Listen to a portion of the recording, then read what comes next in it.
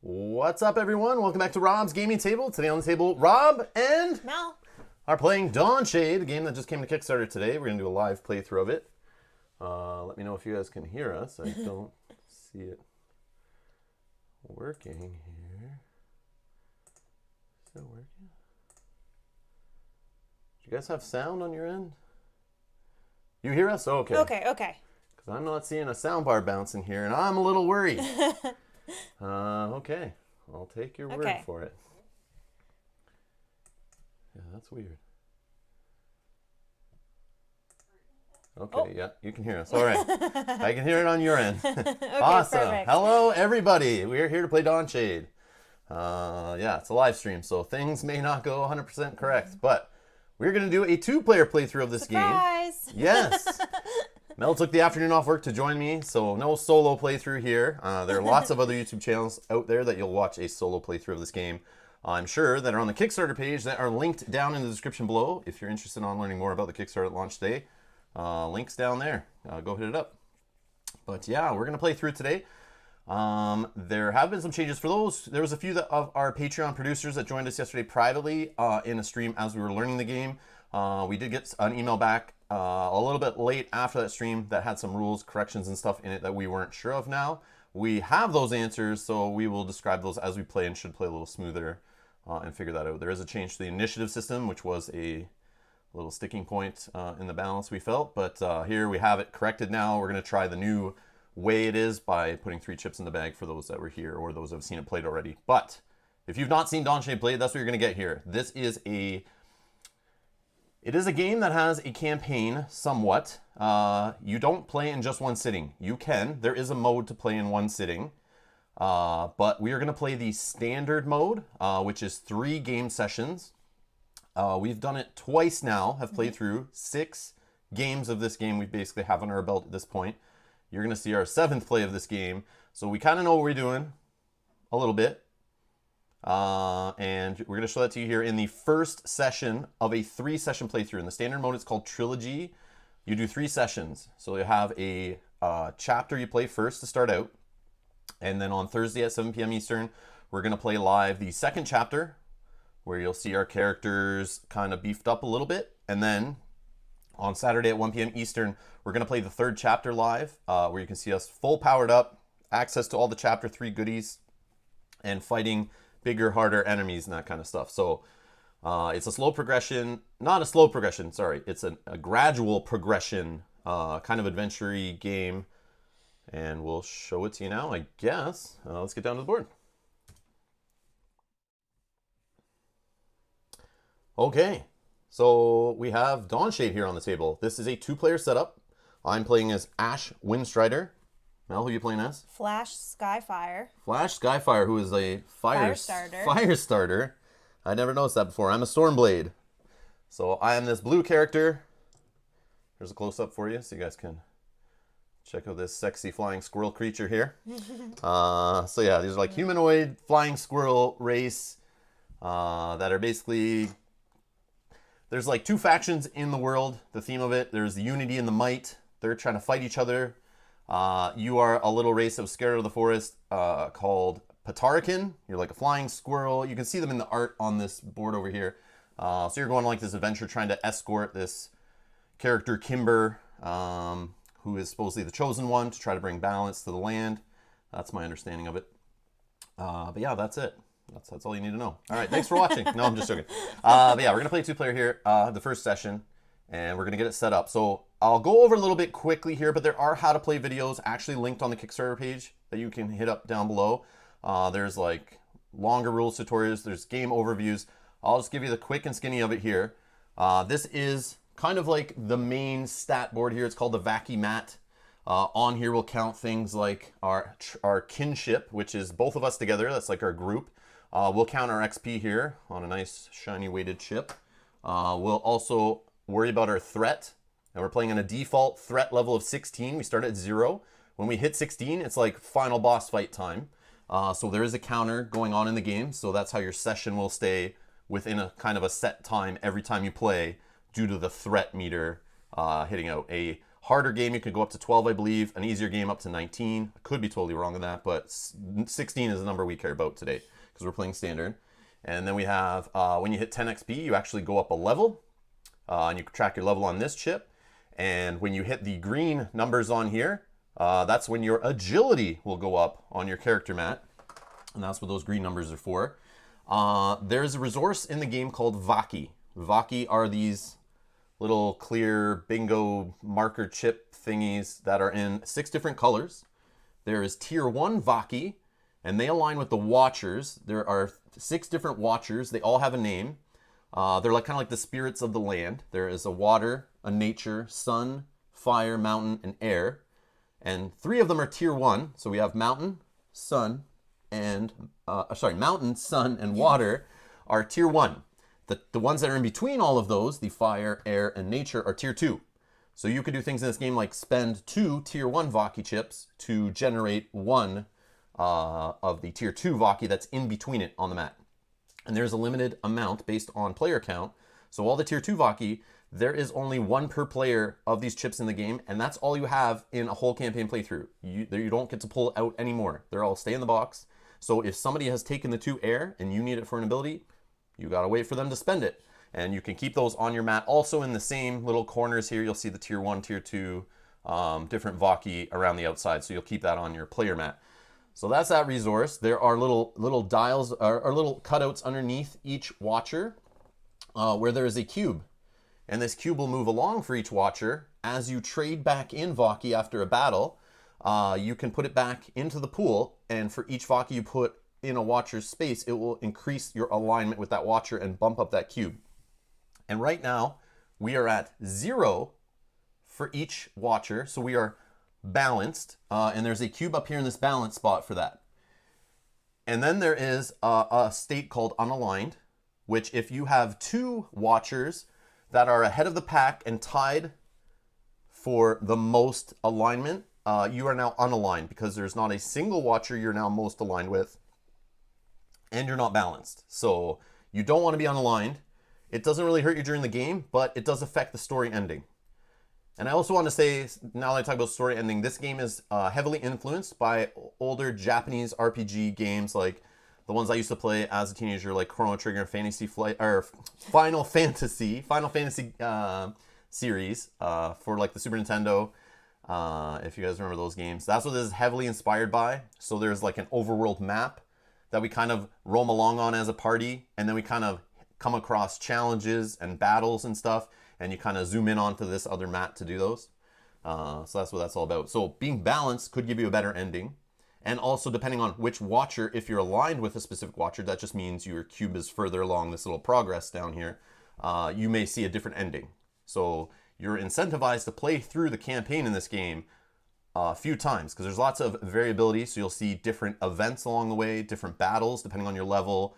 You'll start at different villages each time you sit down to play the game, and then based on how you've balanced yourself or not balanced or aligned yourself with your Vaki and your Watchers, you will see a different ending based on that. Very reminiscent of video games. Like that's what it feels like. So that's that mat. This is the battle mat. Okay, I'll go more in detail on this mat as we play a battle or do any of the basically mini games. There's like a lot of dexterity mini games in this game that will show probably a couple of them, I guess, in this playthrough. It could be 2 or 3 of them in this episode, I should say. But we will see different ones as we play out through each chapter. In every playthrough, we probably see 4 or 5 or 6 different ones. But there's like 8 or 9 or so in the game. And like I said, there are how to play videos on YouTube that you can see all of them explained, how they work in multiplayer, how they work in solo, if you're curious about all the different games and those kind of things that are in this. But we'll go through some of them during a playthrough. We just don't know which ones because it's totally up to how your level is and what choices you make in the logbook that we'll be presented with.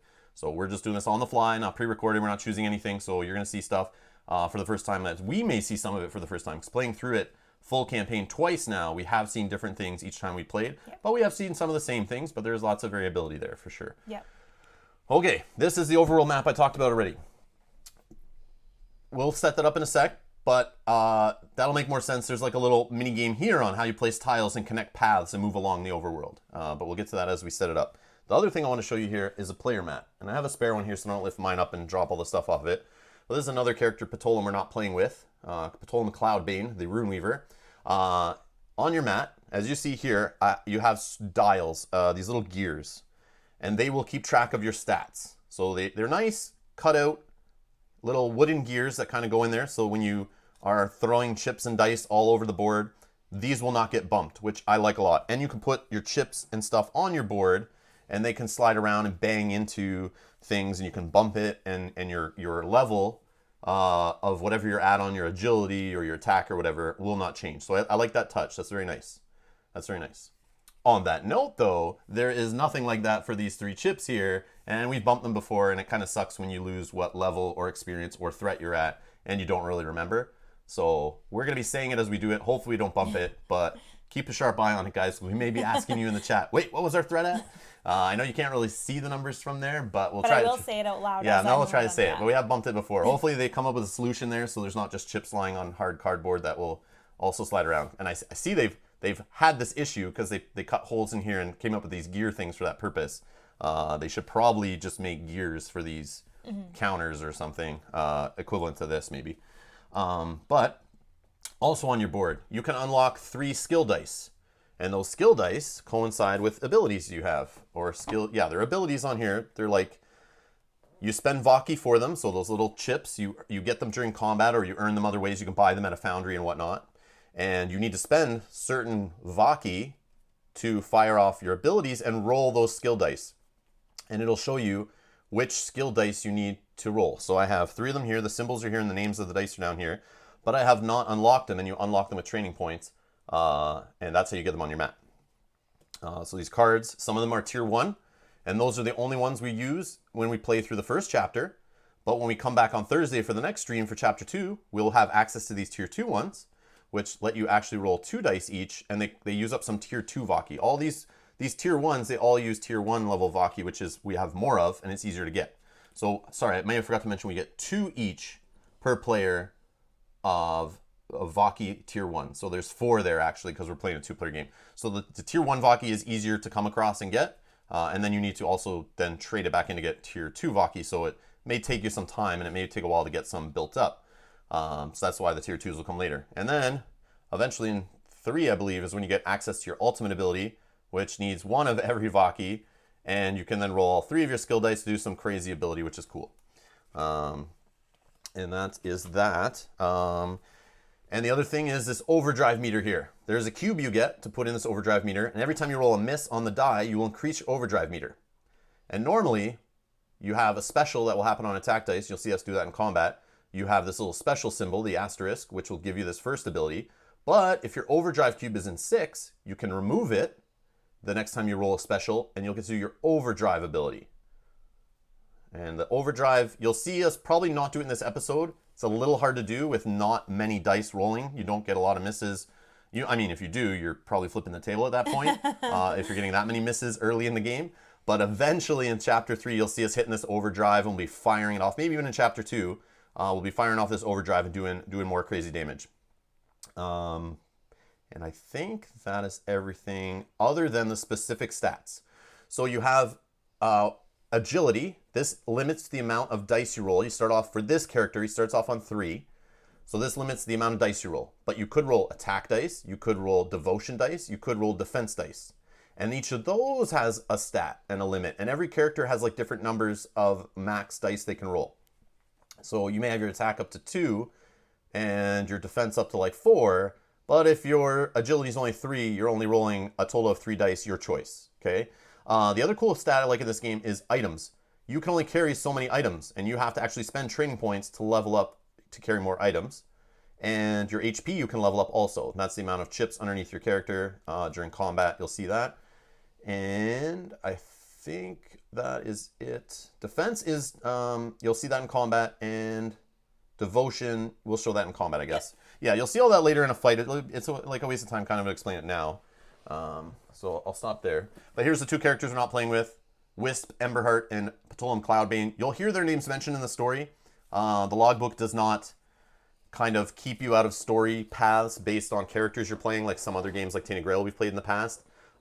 This just has like a overarching story that has all the characters included in the story, so we'll be dropping Ptolem's name, and Flash and Ash and whatnot. Even if you're not playing with them, you'll hear them mentioned in the story. So just letting you know that. All right, this goes in my board. I also forgot to mention, when you level up, every time you level up, we get a training point, which is these great little cubes here. You will see me throw these right here in this training point section, or see Mel throw them there actually. And we'll spend those to level up these stats or unlock our 3 dice. Okay, that's how we get there, and you'll just see that happen as we play. Here are the attack dice, here are the defense dice, here are the devotion dice. You'll see us roll those. Here are the Dawnshade dice. You'll see us rolling these for skill checks or little tests or whatever. Not skill checks, they're just tests. You just roll these, and if you get a balanced roll of a Dawn and a Shade, you're good. That's a thumbs up. But if you're like we were yesterday in our playthrough, you will see a lot of matching symbols, and that is considered unbalanced, and you fail. So you'll see that. So the 1 die is basically the Shade die that has 4 shades on it and 2 Dawn, and the other side is the opposite, so it has like 4 Dawn and 2 Shade. So you'll see us roll these for tests. It'll tell you in the story when you need to do that. And then these are used in combat. This is like a foe die, which has just more attack pips on it to hit you. Has special symbol on it, but you'll see the bad guys will roll this. They're called foes in this game. You'll see us roll this foe die when told to based on specific foes. And this is the explode die. This one's kind of fun. As you roll it, you could hit this special symbol that'll allow you to keep rolling it, and until you roll a side that doesn't have that reroll symbol, and you'll just keep adding the pips together, those little red dots, and that will add hits to your attack. Or the opponent will be rolling it on you, and you'll be freaking out because they may smash you. All right. And the chat, you guys are chatting it up. Okay. Yeah, there are a lot of talk amongst themselves, or to us, but we haven't been reading it yet. Sorry. Trying to get through the overview so we can get into it here. The other thing is there's an item deck here. You'll see items if we go to a mercantile shop. We only have the tier 1 items out, but you'll see on Thursday we'll have also access to the tier 2 items, which are, guess what, better. And the tier 3, who would have known, are even better. But yeah, tier 3 items, you'll see this on Saturday as we play. We'll have access to those, assuming we go to a mercantile to buy them. All right. I think we can just kind of get started, yes. right? And then explain things as we go. Let's get started. So we are going to set up our quest deck. And the quest deck is what the tiles that you're going to see laid out here as we play through the quest. All right. So village. There are different village tiles. We're going to shuffle these up and get a random one. They all have different connecting paths. Like I said, this is kind of like a little mini game within a game. Also, that you have to attach these chips. They have different like path configurations on them. So you'll see the little stone path as you follow it connects to different sides of this hex. And you want it to connect to other paths on other hexes. So the starting villages that I'm shuffling up here, some of them are better than others because they have more connecting paths. Because there will be, in these hexes, and ignore the background art. The paths and this stuff here, it's pretty, but it functionally doesn't do anything for the game. You're not worried about the paths and the trees on here. You're just worried about these are hexes, and they have numbers on them.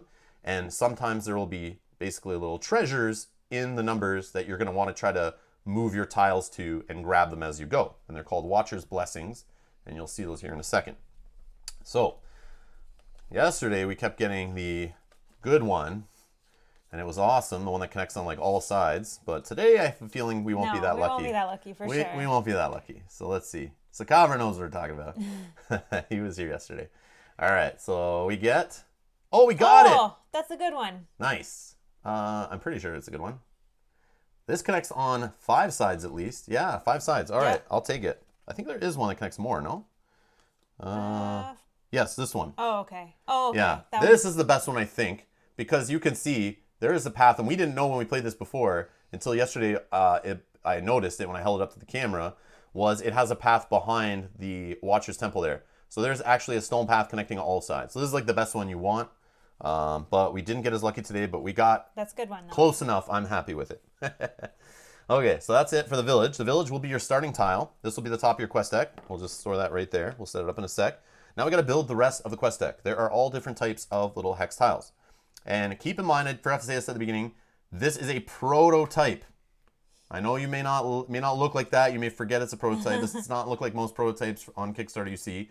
But they sent a big, heavy, juicy looking prototype here. that uses nice big full chunky Star Wars Destiny style dice here, which are sweet, and thick weighted poker chips that you'll see us playing with here.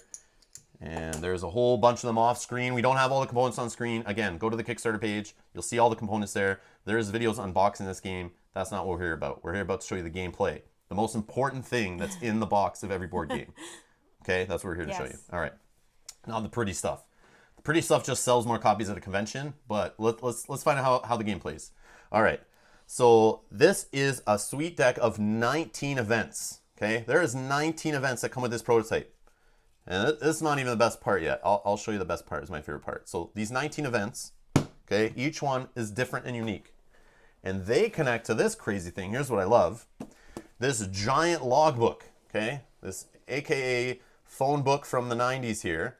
Giant logbook. And again, prototype, Kickstarter prototype. I want to keep stating that because you may think this isn't. So yes, there will be typos in here and that kind of stuff. Rules aren't final. Components aren't final. But man, this looks beautiful. The art is beautiful. Yeah, like look at this art, all this craziness. But yeah. So what I want to show is every event connects to some blue pages in here. So there are literally 19 different events that all have a number, all are a different little story blurb, and choices to pick, and outcomes, and little mini games to play. And yeah, you'll get rewards and whatnot. So every time you sit down in a session for a campaign, we're only going to see 2 of these put into the quest deck. We may not even get to both of them if our threat runs out and we're forced to do the final fight before hitting all of these. So once you're done this playthrough, we'll take the 2 that were in our quest deck, and for the next chapter, you won't use those. You'll put them to the side. So just think about how many playthroughs you'll have to do to try to see all 19 of these if every time you start a campaign, you're shuffling from the 19 and picking from them. And there may be more in the final version. This is just the prototype. But yeah, I just wanted to show that. So from here, I'm just going to kind of shuffle these a bit. Whoops, I'm cheating. Oh, I'll make these. No, I won't. Not that I know what any of these do. I do not remember numbers to like whatever. You guys know my memory's not that great. But we'll pick 2 of these. 1 and 2. Okay. So that's the events. You get 2 of them every time you play. Okay. The other thing we're going to take is one of these 3 battle chips. So a different battle will happen. And as you can see, the path is different on each one. So it'll connect differently. They're like little puzzle pieces. Okay. So we're going to do that. There's 1 battle we're going to have. Okay. The next, there are 5 outposts in the game. Okay. There is the tavern, which you go and get drunk at. I mean, you go and play gambling games at, actually. There's 2 different gambling games in the game. Double Doubler's Dice, aka D&D Dice. You may see us play that, but we prefer the Watcher's Ruins, which is like another push your luck kind of game, where you can bet the money in this game, which is known as tawny. These are known as tawny. They are like 1 denomination of the money. Then there is a glint, which is silver, and a Aurelian, which is gold. And Aurelian's 10, the glint is 5, tawny. All right. So you can go bet that at the tavern. The next outpost you could get is a guild hall. And that's where you'll go to spend those training points, those little gray cubes that go there, to up your stats and unlock dice. There is a mercantile. And at the mercantile, we will have access to these tier 1 items, or it depends which playthrough we're in. You may see the tier 2 or tier 3 items, but it gives us a chance to buy some of those using that money, aka tawny, in the game. Then there's a boom shot gallery. Which if we see, there is another side of this board. I'll actually show you right now. The Boom Shot Gallery is like a carnival game on the other side where we'll be throwing chips onto this mat, trying to hit these sections on the mat with chips to earn prizes, basically, to help us in the game. Hence the name Boom Shot Gallery. Kind of sounds like a game you'll find at a theme park or a carny game that's going to take all your money and you win nothing. All right, but you actually win stuff in this. I have proof. We have won stuff. All right, and then there's the foundry, which you can go to spend tawny, the money, to always you can go there to buy Vaki at 3 tawny per tier 1 Vaki, and then obviously buy a bunch of tier 1 Vaki. You can trade it in for tier 2 if you need it. But you can also, in the second playthrough of your second session of your campaign of Trilogy mode, which you'll see on Thursday again. You could see us go there and also at the foundry buy what are called cogbots. They're like little robot buddies that give you abilities. They go in your chip stack. They also act as a kind of a meat shield in combat, but you can go there to buy those. And then in chapter 3, that we'll be playing on Saturday, at the foundry, you can also do both of those things, but also buy a cog behemoth if you've saved up enough tawny. And this cog behemoth is like a mech from Power Rangers, basically, that we all can ride. So if you're playing like a 5-player game, each person can control like a leg or an arm or the head. And you basically throw these in your stack. They'll give you abilities and they give you extra shields. And it basically just helps you a ton in combat. And we actually got them in our playthrough yesterday. We tried some different stuff, made sure we got lots of tawny, and then I was able to buy the cog behemoth in the 3rd chapter, and we just like wrecked face. It was super fun. But hopefully we can get that in this playthrough, but we may not see it. But you don't get access to that until your 3rd session and final session of a 3-part trilogy. So you won't see that till later. But things to come at an outpost called the Foundry. The cool part is this village. So you'll only get 2 of these in a game, but the village counts as all outposts. So if you need to get to one of these and it's not in your quest stack, don't worry. You can always go back to your village. The only part that sucks is it might take more movement to get back to that village. And every space you move on this quest mat makes your threat go up 1 space. So that's how your threat messes with you, by movement. And there are ways to mitigate that. There are items you can get that'll help you move with less threat. There are little cogbot guys you can buy that'll help you with that in the game. But we'll see if we get that stuff. All right. So we're going to get this one and this one. All right, so that's our outposts. The next thing we need are journey tiles. Again, another tiles that have different configurations like puzzle pieces here. And these are basically just tiles to give us XP, keep us moving along, and they force you to kind of reveal something else, or just to kind of fatten up the deck. And we're going to get 2 of them. Okay. And we always get the Watcher's Temple. And the Watcher's Temple is basically where these Watchers, it's kind of like your church. You go there, you check whether you're balanced or whatever, and then you could get some rewards, and you'll get a ton of experience. And that is also in the deck. Okay. And I think that's all of them, right? 1, 2, 3, 4, 5, 6, 7, 8. Yes. Yep. So it's a 10 stack quest deck. I have 8 here. And then remember, the village is always the first one. But we'll put that out in a second. And then there's this major threat. I still am not sure why there's 2 of them. But we're going to take this one. And this is basically from Mario Brothers. Your princess in another castle. Hopefully we find her. But yeah, I'll throw this on the bottom. That is always the last one in the quest. So again, if you're revealing tiles as you go, eventually you'll get to the major threat at the end. But if you're dilly-dallying and moving around doing other stuff and going to tiles you've already revealed, you will make your threat go up to 16, and the major threat will just come out automatically, slap it on your village space, and boom, you're starting like the boss fight, basically. All right, so that is our quest deck set up. I'll throw that over here. Okay, so the first tile was our village. Now, we can put this anywhere from space 1 to space 19. We tried some different spaces yesterday. We didn't really know what we're doing. We kind of have an idea now, like how it kind of always lays out, depending which number you go to and how the Watcher's Blessings will go. But first person to drop a number between 1 and 19 in the chat is the number we'll pick. So pick any number, 1 to 19, whoever has the quickest fingers on the keyboard and fastest internet connection, we're going with that number. 1 to 19, pick a number. Somebody, drop it in the chat. I know you're there. 10. Edgar's the quickest every time. All right, so we're going with number 10 as Edgar chose. So we will line it up. I'll let Mel pick. Mel, how do you want to line this up on here? Because it will eventually matter. The only direction it doesn't go is down at the bottom there at the village outposts. I think we'll line it up something like that. Okay, so we're lining it up like that. So the spokes kind of connect out on all sides except for 15 here. Okay, and thank you everyone for dropping numbers in there. And yes, Brian, you lost again. Okay. All right. So from there, we're going to throw our kinship chip on there. And this is our overworld, larger sprite walking around on the map. So it starts in the village, of course. Okay. Let's find out who's... yeah, we'll just roll a die, find out who's first player, active player, whatever here. I'm not sure how you're supposed to actually determine it. I don't know if you have to like... I think it just says pick. Throw weighted chips at each other and see who screams the loudest. I don't know. I'm not sure. But all right. So I rolled a 3. 1. And you rolled a 1. First. All right. Yes. So here is the active player marker. marker. All right. So I'm active player, and I'll keep this chip on my mat here to show that I'm active player for this turn. So we basically, I guess I don't need my tier 2 stuff here. Let me just throw this off to the side. And your references just at the bottom there. Oh, yeah, I don't need that. That's good. All right.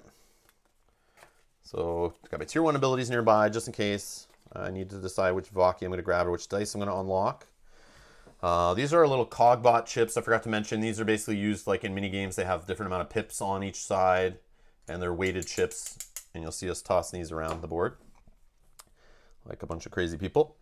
Right. Okay, so I'm first. So, oh, there's also this bag. You'll see us use this awesome bag to throw chips in. It's nice, a felt-lined bag. And this bag here, we'll throw chips in here. Sometimes you throw dice in here. I don't know if you throw... Oh, we've also seen where you throw conditions in here. Oh, yep. Lots of different things you'll throw in here. But we'll just throw this here for now. And there's many other components, like I want to say again, many other components off screen. This game is a little bit of a table hog. There's lots of stuff, but to keep it kind of cleaner on video, we've left all the chips off screen. There's health chips, shield chips, enemy chips, Cogbot chips. There's other cards. Conditions, there's more money. Conditions, Watcher's Blessings, which I need right now, actually, if you can pass me those. Yes. Part of setup. These have been shuffled. Yes. But... So I looked on the Kickstarter page quick before we started. Didn't really read too much, but I did see, I assume they would do it. These are all cardboard. There's lots of cardboard things that were the size of poker chips almost. So you kind of knew that there'd be a poker chip upgrade for these things. But they just come as cardboard in our prototype. These are Watcher's Blessings. They're all like little helpful treasure kind of chips from the Watchers. And those will get laid out on the mat here based on a specific configuration that is in the logbook that I showed you. So we'll just shuffle these up and lay them out. So these will be different every time you play, depending on where you start, and obviously based on random draw. So I want to find out how they're going to get laid out here, and I'll show you. So on the left here, this is in the front in the reference section. Depending on your starting village, which Edgar won the fastest keyboard contest and quickest lowest ping ISP, we get to put Watcher's Blessings on hex number 3, 4, 5, and 7, 13, 15, 16, 17. Am I reading that line right? 3, 4, 5, 7, 13, 15, 16, 17. So there's 8 out there, right? There's supposed to be 8, I think. Yeah. Yeah. Okay, perfect. So that's that. That's how you decide it. And thank you, my lovely assistant here. Mel will clean those up for me. Thank you, Mel. All right. So these Watcher's Blessings, as we lay tiles down on them, as we move around with our quest deck tiles, every time we land on a Watcher's Blessing, whoever's the active player gets that token. Cool thing is, they can be used by anyone, and they can be used by you on anyone's turn at any time to do whatever it says on them. So there's lots of cool abilities in there. You'll see them as we go along. I'm not going to go explain them all now, but there's some nice stuff in there. Of course, I did put the starting tile not connecting to this one. Of all the choices I could have made. That's what happens. That's what happens. I think that's the order you're supposed to do it in. Yeah. But I know as you play this game a lot, if you just get used to like, oh, I know if I drop it on number 8 and point it this way, I know it's a good little path to go on. Yeah, we have to try all the different configurations first. But again, there's strategy to this where we want to keep our movement as minimal as possible to try to get as many things done before the final boss fight as we can. So, I will go now. Yep. I can't just stay on the main village and go to an outpost. You can't go to an outpost unless you move back to the village. So, I will reveal a tile, and that's what I'm going to choose to do. You could always, on your turn, you can always move to an outpost, any outpost on the board or the village, and no other tile, or you reveal a new tile and then move to that. And you can connect it onto any open spoke on your little path here. So the first tile we're going to reveal here is, if it's going to focus, there we go. Oh, boo! We already have a battle. This sucks. Oh, you have to read actually first.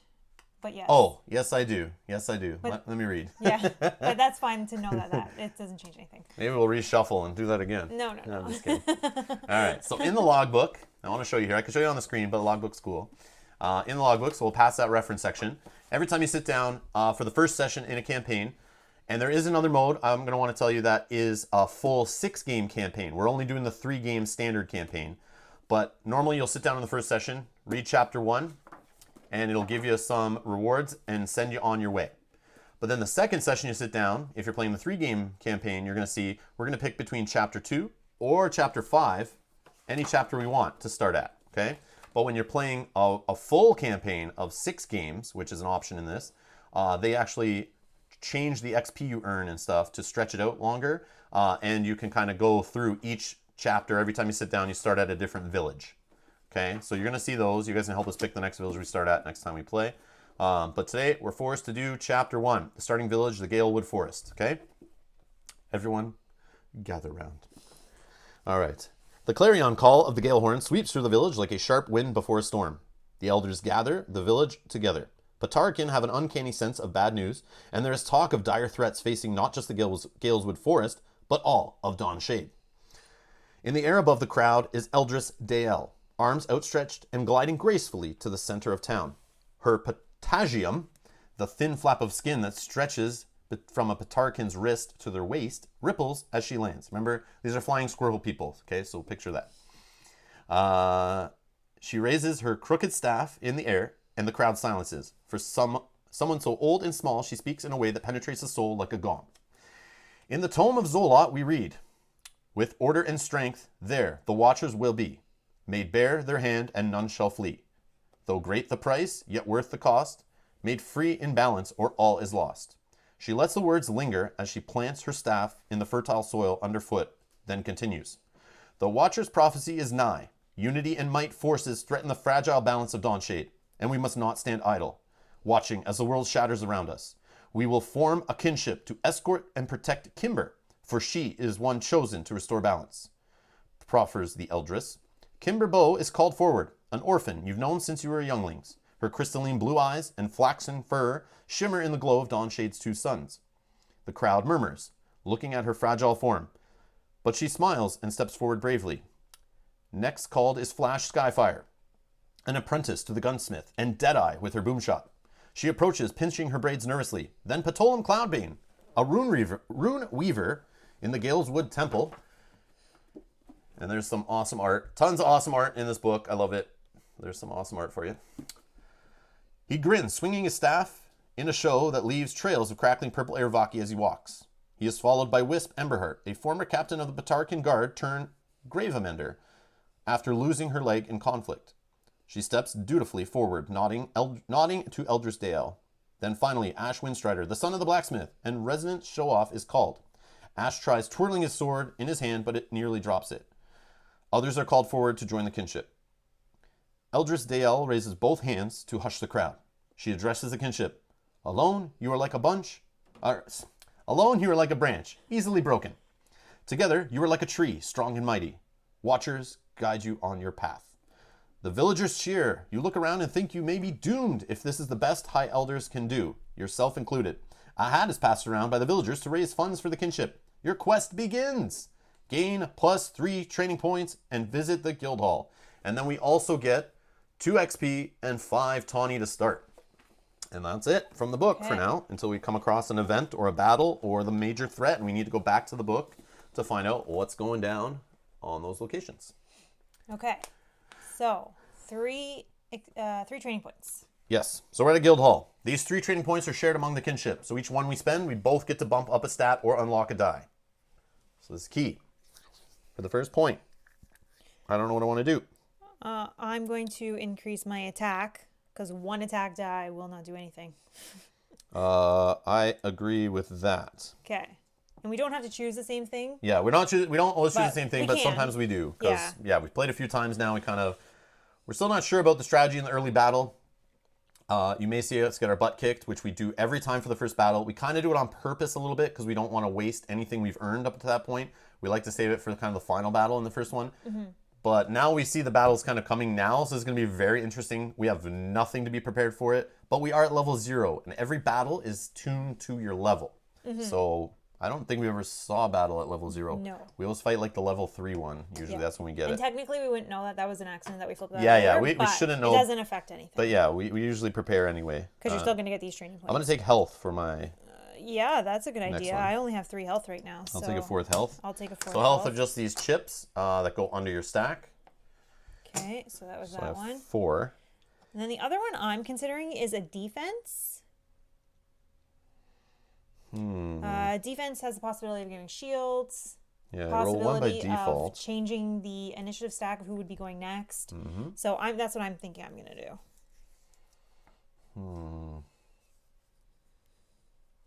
Like, I debate unlocking a die, but again, we have no Vacky now. We're rolling only like 1 devotion die, have no tawny. We're going to have 5 tawny in a minute, but only having 5 tawny is not really a lot to buy Vacky, so getting those dice to fire off early is kind of tough. Yep. But I like upgrading my die close to the end of chapter 1, beginning of chapter 2. Yep. So I'm going to go with health, actually. All right. I think. If I'm of agility 3, I roll 2. If we go to 4. Yep. I think I'll go with the health. Try something a little different here. Okay. And then we get 2 XP and 5 tawny. So we spent all 3 training points? Yes, we have. So 2 XP, so we are at 2, and then 1, 2, 3, 4, 5. And 5 tawny. Okay.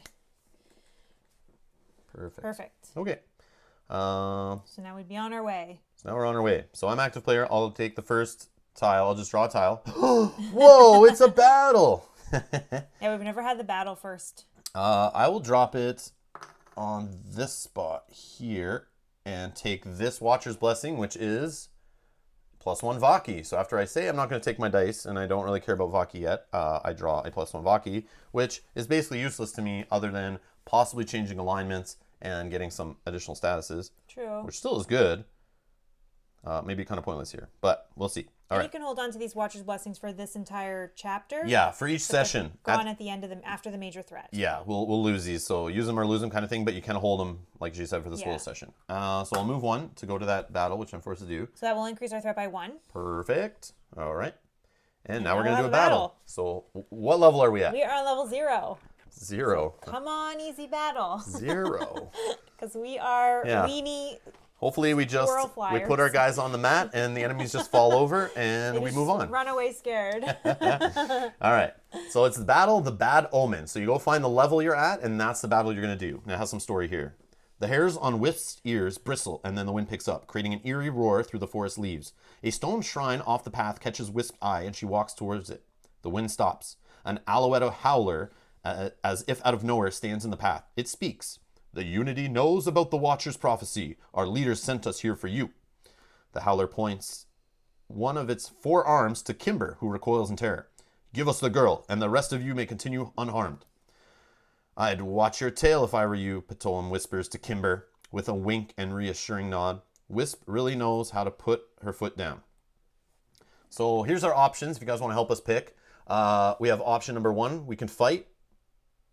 That is all. All right. So no options here. No options. But usually there's some options there. You'll see as we go along, and you guys can help us choose. So there's some art there, and we're going to flip. And usually the options are on another page, so you can't see them as you're kind of picking. I think that's intentional. So option 1 is our only option here. We're going to go with it. Wisp steps in front of Kimber, gripping her cogwork scepter. Watchers, guide us, she whispers. A rare moment of courage washes over the rest of the kinship as Wisp raises her weapon, the cogs on the tip of her scepter spinning and fizzing with Red Mountain Vaki. If you want her, come and get her. Wisp shouts, planting her cogwork leg firmly into the dirt, daring the Alouettes to make their next move. Prepare for battle. So, because we are playing with 2 in the kinship, we'll be fighting against 2 Alouette howlers, but obviously different player counts will lead to more enemies.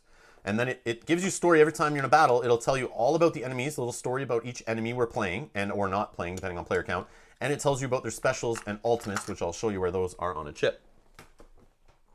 So if you give me the 2... They're both the same, I just want to... Alouette howler? 2 and 3, yeah. So here's an Alouette howler enemy. They are from the Unity. So they are from the white chip stacks. There are black stacks of enemy chips, and those are from the Might, the opposing faction. And these howlers on the back will have how much HP and shields they start with, their special ability name, their ultimate ability name, and then the attack and defense dice, or any dice actually that they'll roll. Sometimes they roll different dice. And if you're ever not sure about the ability, of course, because this is on the back of the chip, so you won't see it when we're playing. But yeah, you'll have to look in the book to find out what their ability does. But it'll repeat it in the book too, which is kind of cool. So even if we see these guys in a different event or in a different combat or whatever, you will see their names in there, their stats, their background, their story. every time, which is kind of cool. So we throw them down there. Mel got them all set up here. So they have 3 shields. You can only have 3 shields max in your stack, whether you're a good guy or a bad guy, foe or an ally. And there's their health. So 3 and 3. Okay. And the round marker is up here. So it starts at round 5 actually with this red cube in there. And then it'll move along each round down to 1. And most of the times the battle will just end after 5 rounds. But we have seen some battles that have modified rules where you only count rounds for a bit. Then the round marker doesn't matter anymore. But yeah, that's something we have to keep track of. There's also the word ultimate here underneath the round tracker on number 2. When we get to that spot, that is when the enemy, the first enemy that goes in that round, if there is one that goes, will do their ultimate ability and fire that off. But only one of the guys will fire it off. And if the unit does fire that off and then rolls their special, they will not do their special, just their ultimate. So that's that. So on this board, we have the enemy spots here. They are numbered with Roman numerals. So because we only have 2 enemies, I believe in the book, you just go from left to right. So we start adding 1 and 2. But if we had a 3rd enemy, we put it in 3, 4th enemy in 4, and so on. But in 2-player, you're obviously going to see less enemies. So a lot of this playthrough, you'll just see them in the 1 and 2 spot, maybe the 3rd spot, depending on what's there. You have your initiative spot here. Your initiative discard, we'll show you that as we do the initiative. And then the other important thing is here is the spots where if you're playing 1 to 5 players, you can put your guys here. But this simulates kind of like a picture Final Fantasy or any of those Japanese role-playing games, you know, in the 16-bit era. Or there's new ones now that do the same thing, that have the units just sitting on one side of the screen and on the other side of the screen is your enemies. It doesn't matter where you are. There is adjacency kind of matters sometimes for certain effects and whatnot, but in general, you're not moving around on this mat. You're just kind of smacking each other back and forth like you would in those games where it doesn't matter your positioning really. Was there any special setup? There is no special setup. Okay. No, I don't think they would do that to you in the first one of the game, but... Okay. So we'll just throw ourselves on the mat here. Okay. So Mel will explain the initiative for you. Put in a number 1 and a number 2 for the faux chips. And then I will put in 1 for each of us, so 2 pink chips. And then we will shake this bag around. Then we will pull out 3 chips, determining the order that people will attack in. So in the rules, I don't know if they're going to release the rules or when they are, but our rules copy, as we played yesterday in our private Patreon stream, the rules state that normally in combat, you put in a chip per player for our side and a chip for each of these guys, and you draw 2 chips every round. It's basically draw 2 chips for 2 player. There's different solo rules, and at 3 and 4, you obviously draw 3 and 4 chips. But they've since reached out to us yesterday, and they said they're kind of testing with a balance on it. And today we're going to play with the rule of draw players plus 1 every round, which I think is much better because there are some combats that modify the rules of initiative and how it works. And I do prefer when we're playing 2-player to draw 3 chips every turn, because if you're only drawing 2, you then may have a chance, and we've had it happen before, where 2 or 3 rounds in a row, you only draw enemy chips over and over again, and it's very frustrating. Yeah, you don't even get a chance to go. Yeah, and we had it happen, and it's not good, but we've been told that's not how they're going to be doing it, at least unless balance changes or whatever. But so we'll be drawing 2 chips. So we're drawing 2, plus 1, okay, because we're playing 2 players. So that is us going in the middle, so they're going last, then us, and then them.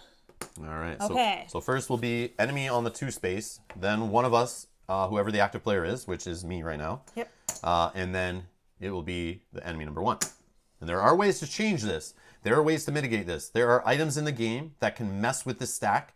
There is even on the defense dice a special symbol that you can roll that changes formation, where you can kick out the next chip in line and replace it with another one from the bag, which we are hoping to do on our turn when we go, and maybe kick out the last enemy and put our enemy in that spot. We know it's us in here. I'm just saying, so but we don't always, right? We don't always. We don't always, yeah. But so that should be good. All right.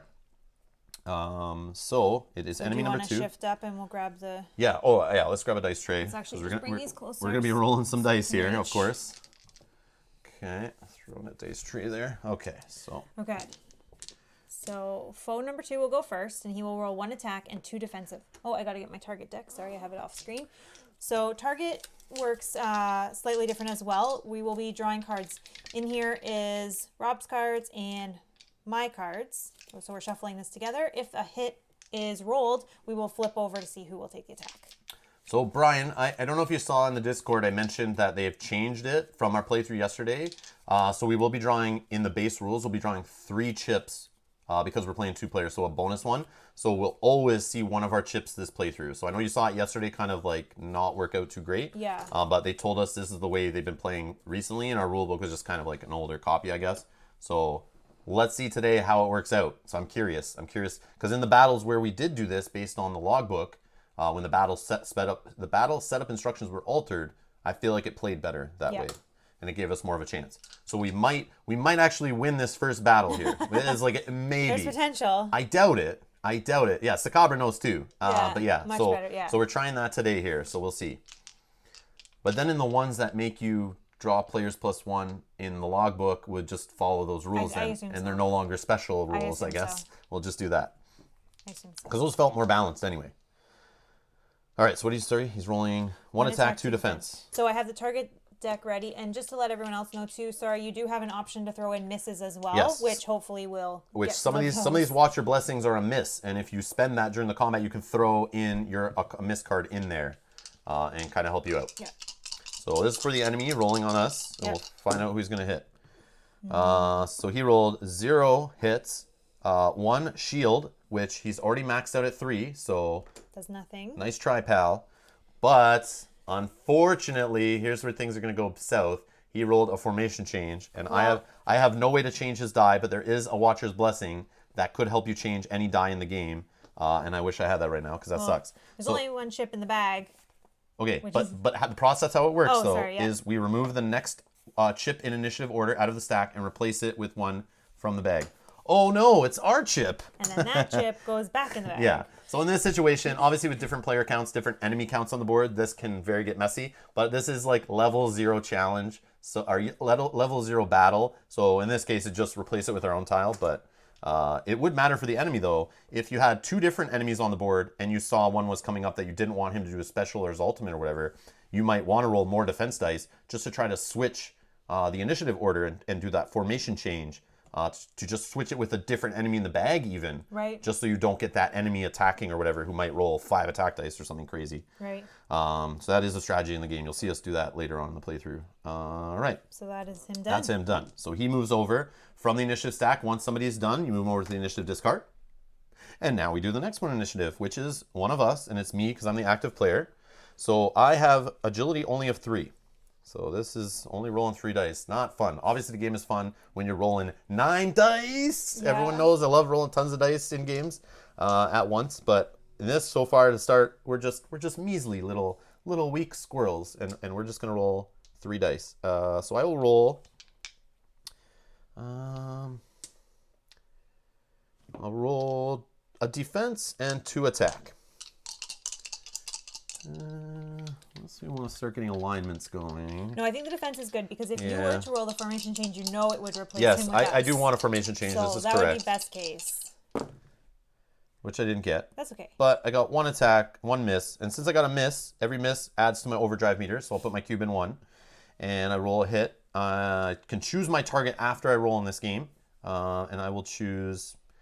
I know this guy's going next, so I don't really want him rolling shields and just getting the shields back, so I'll roll him. I'll hit the guy that just went. Okay, and then you will actually then get a shield. And I'll get a shield. Yeah, I should have just put it under mine there. So now I have a shield, and you can go up to max. I'll lose these after battle since I don't have any armor. Armor you can get out of the item deck, which can give you shields at the start of battle. But for now, I just get this kind of temporary shield for this battle that I'm sure will get smacked off me real soon.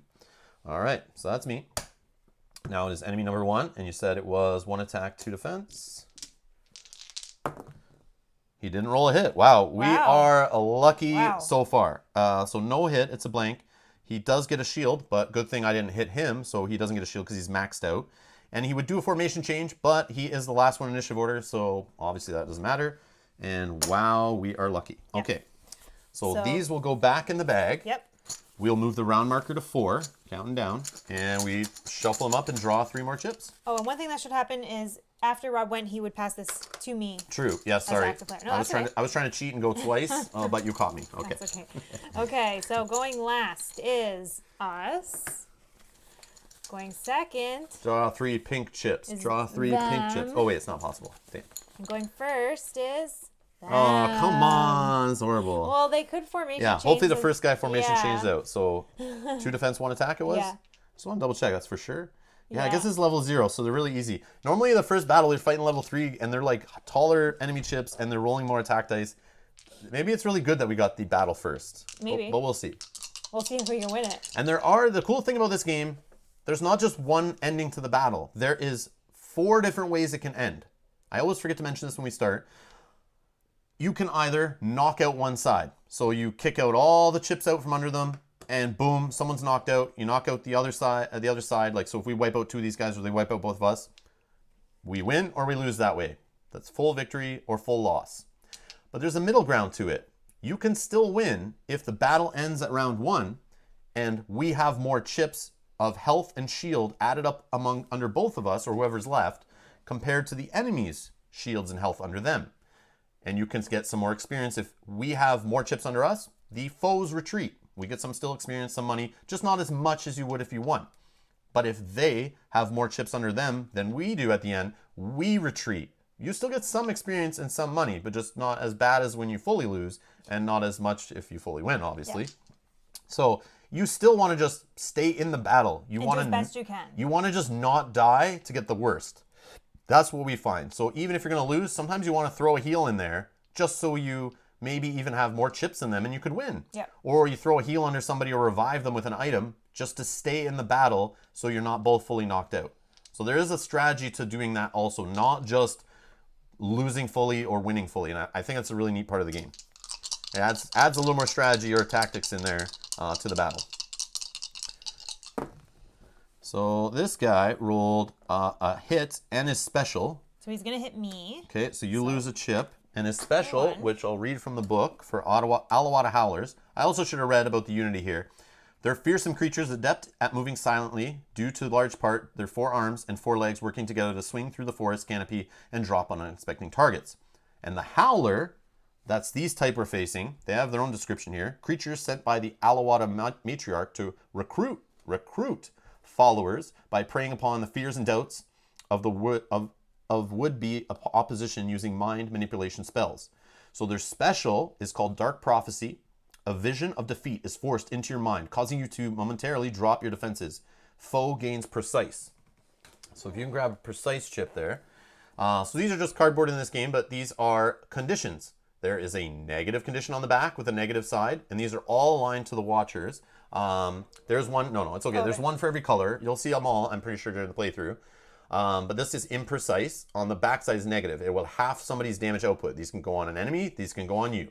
The positive side is precise. It penetrates shields. So you skip shields, you go right up to the health in the stack. And this guy, number 1, gets it, right? Yes. That's his special, since he rolled the special symbol on the attack die. That's what he gets. Now, on his defense dice, he rolled a blank and a pip, which means he gets a shield, but he is full on shield. So no dice. All right. Next is number 2. Yep, same. 1 attack, 2 defense. All right, he gets an attack. Who's he hitting? He is hitting me. Oh, no, it's not good. All right, that's resolved. Then he's going to get 2 shields, but he can only take 1, so he'll get 1 more shield. Back up to full. All right, he's done. And now it's you. Okay, so I can roll 3 die. I'm definitely going to roll 2 attack die, and I'm thinking about a defense die to get some, hopefully, shields. Mm-hmm. Okay, so I rolled no misses. So you got 2 hits. 2 hits. And here's the thing. She rolled both same sides with the special on it, but you only get to do your special once, no matter how many special symbols you roll. And what's your special called and what's it do? My special's called Precision Shot, and it does +1 damage. So I can do 3 damage total, and I will choose to do it to... I'm kind of thinking... I would maybe do number 1 just because he has the ability. That's the only thing really making him different. Yeah, so let's take 3 from him. Yep. And then I gain 1 shield. Beautiful. Okay. So hopefully he doesn't go first and then roll a few shields and buff himself up. So that was me. So that would be the end of the round. So round 3, put the chips in, draw 3 more. Back in here. Do you want to draw? Do you think I'm... No, go ahead. I just need to draw more pink and green chips. Yeah. Okay. Them. No, that's the wrong one. Well, no, now. 2 on the top is good. Yeah, that would be fine. Okay. Okay, now just one more of those would be great. 50-50 in here. Oh, Come my on, gosh, you I'm suck. terrible. All right, I'm drawing the next ones. This is horrible. Okay, I'm terrible. We're gonna lose if we just keep drawing less pink I know. than gray. I Just know. overall, that's kind of like makes you know the battle's more in their favor. I know. All right, so number one. This is a precise guy. He's gonna get some shields back, I feel. We just need to go 2 in a row, and then we can probably take out one guy, hopefully. And be a little better off. But, oh, we got a formation change. So attack first. And Against he's hitting you. for 1. It's for me. It penetrates shields, so it takes off a health and not my shield. And that's that. He gets a shield back. He had a special on that die too, so he would get the precise back. Yeah. Okay, that's why I didn't take it off for that reason. But yeah, he'll get the precise back. And that's the shield. And then you did a formation change, which we know would just switch out the next chip in the stack. We'll just, we're fine. Doesn't really matter. Yeah. Okay. They're the same, yeah. Yep. But if it was an enemy chip, it would matter because they're different numbers, right? Yep. Okay. So he's done. Now it's me. Yep. So I'll just do 2 attack, 1 defense. Formation change, please. Yes, show me a formation change. This is why I should have took more defense dice, because I probably would roll it in this situation more defense. No, I missed on that. But I did get a miss, so I go up 2 on my overdrive to 2. And I roll 2 hits. I'll just hit this. Is he actually going next? No. Nope, here he went. Yeah, I'll hit him. And no shields. Okay. Pass the player. And now number 2 will go. 1 attack, 2 defense. And he rolls 2 hits on Me. Oh no, you're Down 1 away to from 1 dying. health. Okay, and then he gets a shield back and does a formation change. It does not matter. Who is that? Number 2 is already full shields. Yep, so he's full Okay. shield. Okay. Okay, you're drawing this time. So now we're in ultimate round. So the first enemy that gets to go will do their ultimate ability. And in this case, the ultimate ability for these guys is called Sum of All Fears. Howler creates an illusion in your mind of replicating itself. Add a mist chip to the battlefield with the same battle stack as a Howler who created it. Add its faux initiative chip to the bottom of the initiative stack and perform its actions as if it were real. At the end of the round, place the faux initiative chip into the Dawnshade bag along with the other initiative chips. Once the Howler who created it is defeated, the illusion disappears and is removed from the battle. Oh, that's gross. So we'll get a third enemy. Oh, that sucks. So yeah, we're just getting our butt kicked here, it seems. All right, there's one for us. We need an enemy now and one of us. Nope. All right, so we're going to see this. Oh, we got number 2 going. Okay. Okay. So number 2 will go. He's going to roll an attack and 2 defense. Hopefully not on me. He rolls 1 hit. On you. Okay, I'll lose a shield. Okay, then he will get a shield back, but he's full. Yeah. And then he's going to do his ultimate, which I just read. So you can grab a start. mist chip. Those are blue ones. Blue enemy over there with enemies. Oh, a mist. I thought you said miss. Mist. Sorry. So Sum of All Fears, the Howler creates an illusion in your mind replicating itself. Add a mist chip to the battlefield with the same battle stack as the Howler who created it. So it's going to have 3 HP and 3 shields. 3 HP. Okay. Okay. We'll put it in number 3, I assume. Okay. And then it says, add its faux initiative chip, so number 3, to the bottom of the initiative stack. Okay. Okay. And perform its actions as if it were real. At the end of the round, place the faux initiative chip into the Dawnshade bag along with the other initiative chips. Once the Howler who created it is defeated, the illusion disappears and is removed from battle. Okay. So the one that created it was this guy. The biggest The one that we're not about to kill. That really sucks. That really sucks. Okay. All right. So he's done. So it's me. Yep. Okay. So I don't want a formation change in this event because you are next. Yep. But there is one enemy still in there, right? Yeah. Yeah. So you don't want to do that. So I'm going to roll 2 attack and devotion die. Okay. Okay. Oh, okay. Well, that's not terrible. So I hit for 3 plus my special, which again does +1 damage. So this is 4 damage. So here's the thing. In most games, your intuitive mind would think, I got 3 hits. This little one here has 2 chips left. I should take that enemy out so that there's less enemies attacking me as we go forward. But that's not how this game works. Anytime you draw an initiative chip from the enemy and that enemy is not on that space, you just trigger the next enemy in numerical order and they will still get a turn. So the enemies just keep getting to go over and over again. Yeah. So yeah, taking him out doesn't really change much. I don't think I want to waste the extra. But I think you want to take this guy out so that this guy can disappear. Yeah. Because right now they have a ton of chips on their side, and we're going to lose no matter what. Okay, so I hit for 4, 3 plus my +1 attack. Beautiful. So now they're both down to 2 in the front line here, which is awesome. Yeah. And hopefully I can finish one of them off because I go next, right? Yeah. So this should work out. So then I got 1 pip on the devotion die, so I am allowed to take 1 of any of the tier 1 Baki, which I think I will take a water. Yeah, that worked good for us yesterday, focusing on the water one. Okay, and then that is me. Here you go. Maybe you can take out. That's what I hope. I just said, yeah. Here, yeah. So your chip's going over here. Yeah. Okay. I will roll 2 attack, 1 defense. Show me 2 pips, please. Show me 2 pips. Yes. I see 2 pips. 2 pips. Plus, I got my spinning blade special, which will allow me to do 1 damage to an adjacent foe. So I'm going to do, my target will be this guy and take him out. Okay. And then I'll do, that will make this one disappear and vanish. So we'll get rid of his initiative chip. And then I'll take 1 off of this guy as my special. And he's just sitting here with 1 health. Wow, this is actually could go in our favor here. I am blown away. And I get a shield. Woohoo! Yes.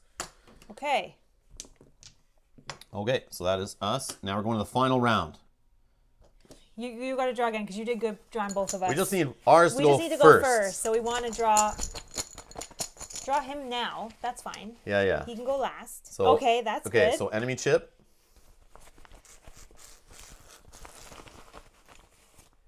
Enemy chip. Oh, that means one of us goes first. That is what I want to see. Oh, that's the best case. Well, unless I miss.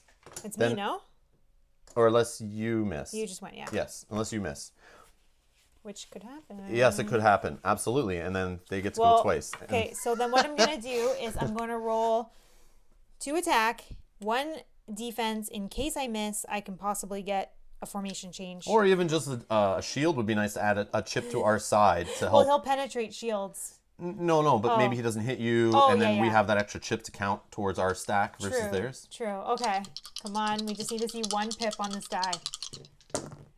Yes. Yeah, I see 3 pips. Yes. Wow. Excellent. Yes. And a formation change. Oh, so we would have icing on the cake. Okay, so he's dead. Sweet. We won the first battle on the first tile. I am That's blown the first away. time we ever won a first battle. I'm blown away.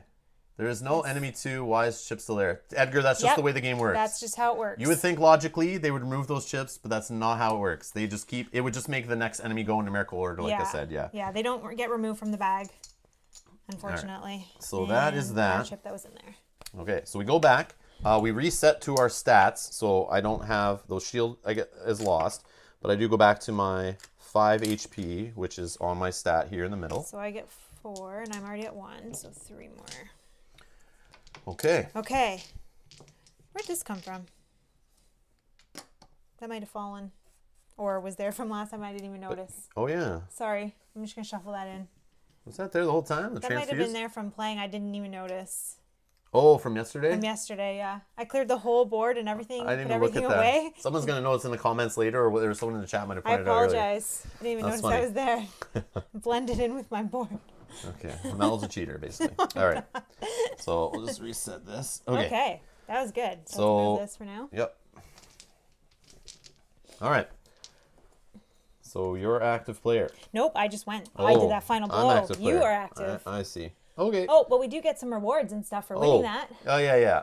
I'm blown. I'm just getting so excited. No. I'm just in shock. I'm blown away that we won that first combat. It's the first time this ever happened. But it may just be because of drawing the 3 initiative chips a turn. Yeah. And not having that happen where we draw 2 enemies and then 1 of us in the next turn, then 2 enemies, and then it's just like you don't get the chances and they just wipe you out. Yeah, that's also what Kate's saying. Drawing 3 chips to help with the odds and balances. Yeah, exactly. It's huge, I think. I mean, they still might get to go 2 turns in a row right before you and smack you and kill you and then, you know, that kind of thing. But that's awesome. All right, so we got a little story to read here on Victory. Surprised by the punishment they received at the hands of a group of Patarkin, the Alawata limp back into the forest and flee. The Watchers will remember your selflessness, and the Unity will remember your resistance. The Howler screeches as he disappears into the brush. You feel a chill run down your tail. You hope this is the worst of your challenges, but something tells you that hope is misplaced. All right, So the rewards, every time you do a combat in the standard mode here, is if you fully defeat them and knock them out, 14 XP, 5 tawny, and you get to play a little mini game called Item Loot Shoot, which we're going to show you here. If they retreat, you still get 10 XP and 4 tawny. Not the worst. But if you retreat because you had less chips in the battle, 7 XP, 3 tawny, and if you get fully wiped off the board, you still get 4 XP, kind of like a participation prize, and 2 tawny. So it's not all is lost, but it does suck if you fall behind early like that. So 14 XP. Okay, so I'm just going to start with doing the 10, which will give us 1 level, or put us to level 1 and give us 1 training point. Yep. And then I'll do the 4, which would put us to 6 on the XP here. Beautiful. Okay. 5 tawny? And we each get 5 tawny, so I'll give you a glint. Nice. I do like to keep it like this, though. You do whatever you want. You don't have to explain. All right. And a loot shoot. Item loot shoot. 1 item loot shoot. So what we do is grab... did you shuffle? I did, Okay, but you're perfect. welcome to cut it. Yeah, I don't trust you since you're stealing transfuses out of the Watcher's Blessing. Trying to load your board before we start there. So I didn't even see it, though, until I after know. the battle. They blend in, right? There's so much stuff going on the mat. All right, so we get an item off the item 1 deck here. It's called a Lesser Time Distortion. Normally, if you bought this from the Mercantile, it costs 2 to buy. You could sell it for 1. It's an instant. It's from Tier 1 deck, obviously. And it just lets you reroll 1 die. And I think like that. I think this will let you do any die, I would assume.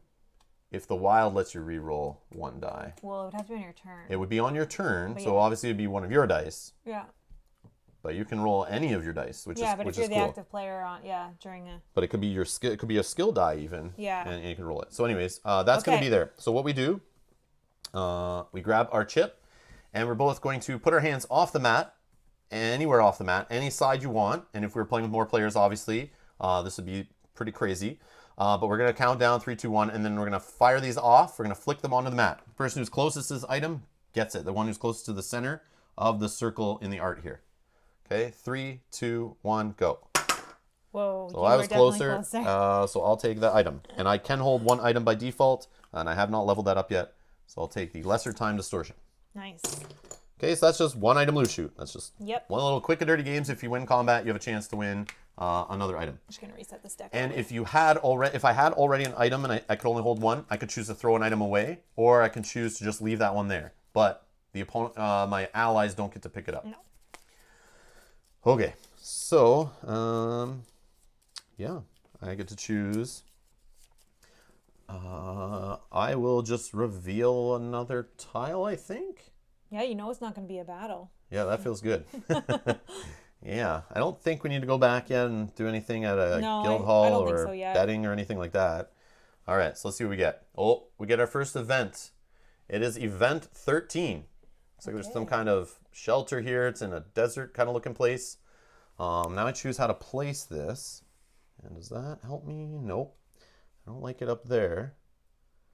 Don't like it there either. I don't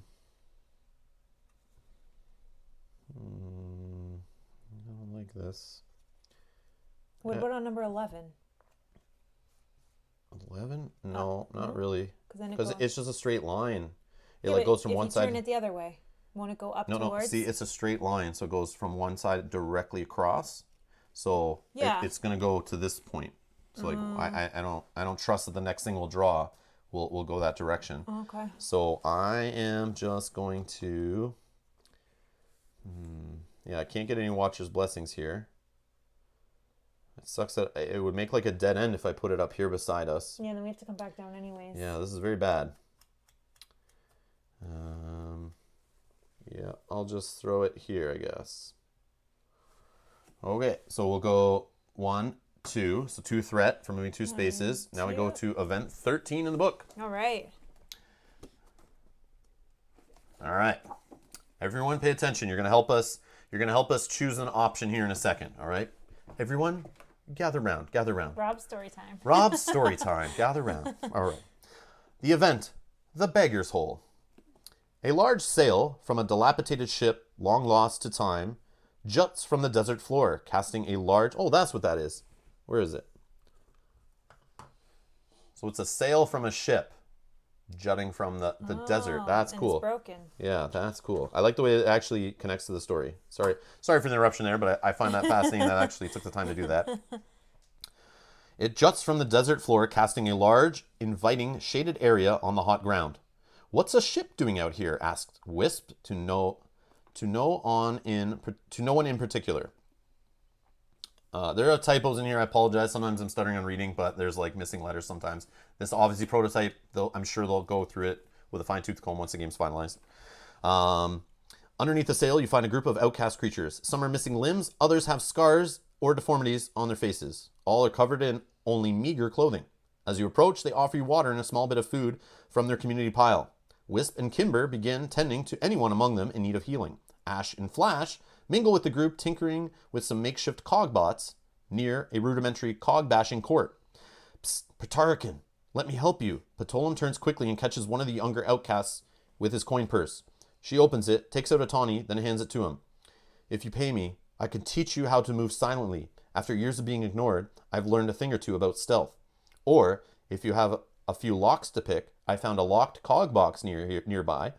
If you can get it open, I'll split the loot with you. All right, so here's our options.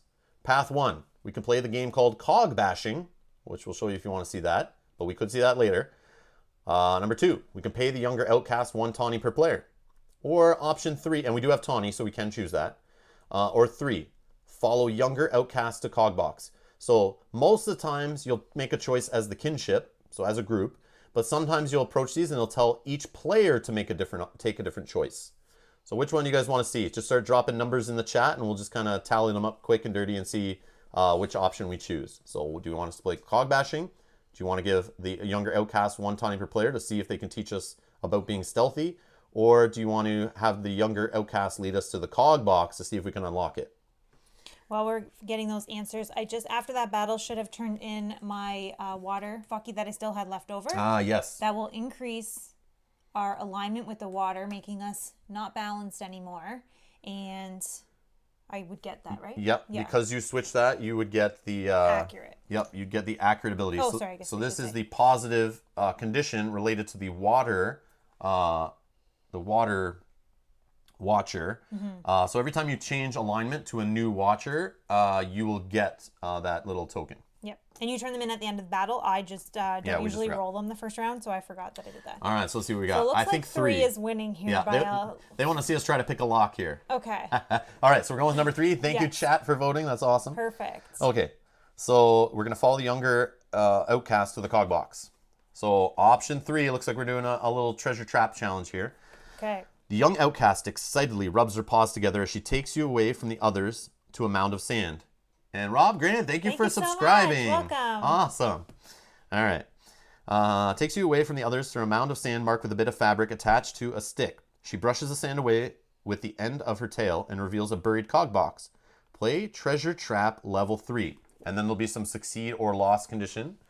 So treasure traps, they have different levels. So they're like different configurations. It is going to be another game, a little mini game, a dexterity kind of game that we're going to be playing on the battle mat. And there, as you see, there are the symbols and lines and stuff around this thing I haven't described yet, but we'll deal with those as we get to each. Yeah, as we do each one. Yeah, because it would just not make sense too much. But where are they? So for treasure trap challenges, there is level 1 where you'll line up these health chips like so. Level 2, level 3, and level 4. We're doing a level 3. Did I say? Yep. And you do 3 chips, right? I don't think. Yeah. So when you do this challenge, I think it's 3 health chips. Yes. No. Begin by referring to the logbook to determine the level of treasure trap you're facing. Then place stacks of, there it is, 3 HP chips on the battle mat in the configuration based on the trap level or treasure level. These represent mechanisms you must get through in order to unlock the treasure or disarm a trap. The active player will then roll their 3 cogbot chips one at a time from the bottom of the battle mat toward the top. You may roll anywhere between the 2 white goal line markers at the bottom of the mat. This is done by placing the cogbot chip on its side at the bottom of the edge of the battle mat between your index and middle finger, using your other hand to roll the chip toward the top. If any of the 3 cogbot chips make it through the HP stacks and across the top of the battle mat between the 2 white goal markers without knocking over any HP chips, you have achieved a success. If you knock over any HP chips so that they touch the battle mat, or if you're unable to get your cogbot chip between the 2 white markers at the top of the mat, you are a big fat failure. If a cogbot chip stops its movement on the battle mat, leave the chip where it is and continue rolling your other chips. The pips on your Cogbot chips have no effect in the treasure trap challenges, and you'll see your outcome and rewards in the book. So I'm Rob active. is active player, so he will do this, attempt to do this challenge. Oh no. Okay. And Brian was just saying, thought this would be solo. Nope. I'm No. Rob today. Brian, I to be honest, after playing this game, now this is our 7th time sitting down to play this game. Yeah. And I've only played it 2-player, but reading the solo and how the rules are with this game, my opinion, honest opinion, but I haven't played solo. This game shines as a multiplayer game. I personally, if we weren't in COVID pandemic lockdown, I would have 4 people around the table at least, because we only have 4 characters. I would have 5 if we had 5 characters, but the prototype only comes with 4. I would love to play this on video as a 4-player game, because I think that's where it would really shine. Because you're doing dexterity challenges and lots of dice rolling and lots of luck in this game, which is obviously more fun with more people around the table all laughing and yelling and, you know, a more casual kind of fun experience. And some of the dexterity challenges are against each other. Yeah. So you most of the time, we'll both be participating in them. So I think a game full of dexterity challenges playing by yourself, probably not the way I would prefer to play it, to be honest. But so I'm joining him. Yeah, so Mel is here. No solo for us, Brian. All right.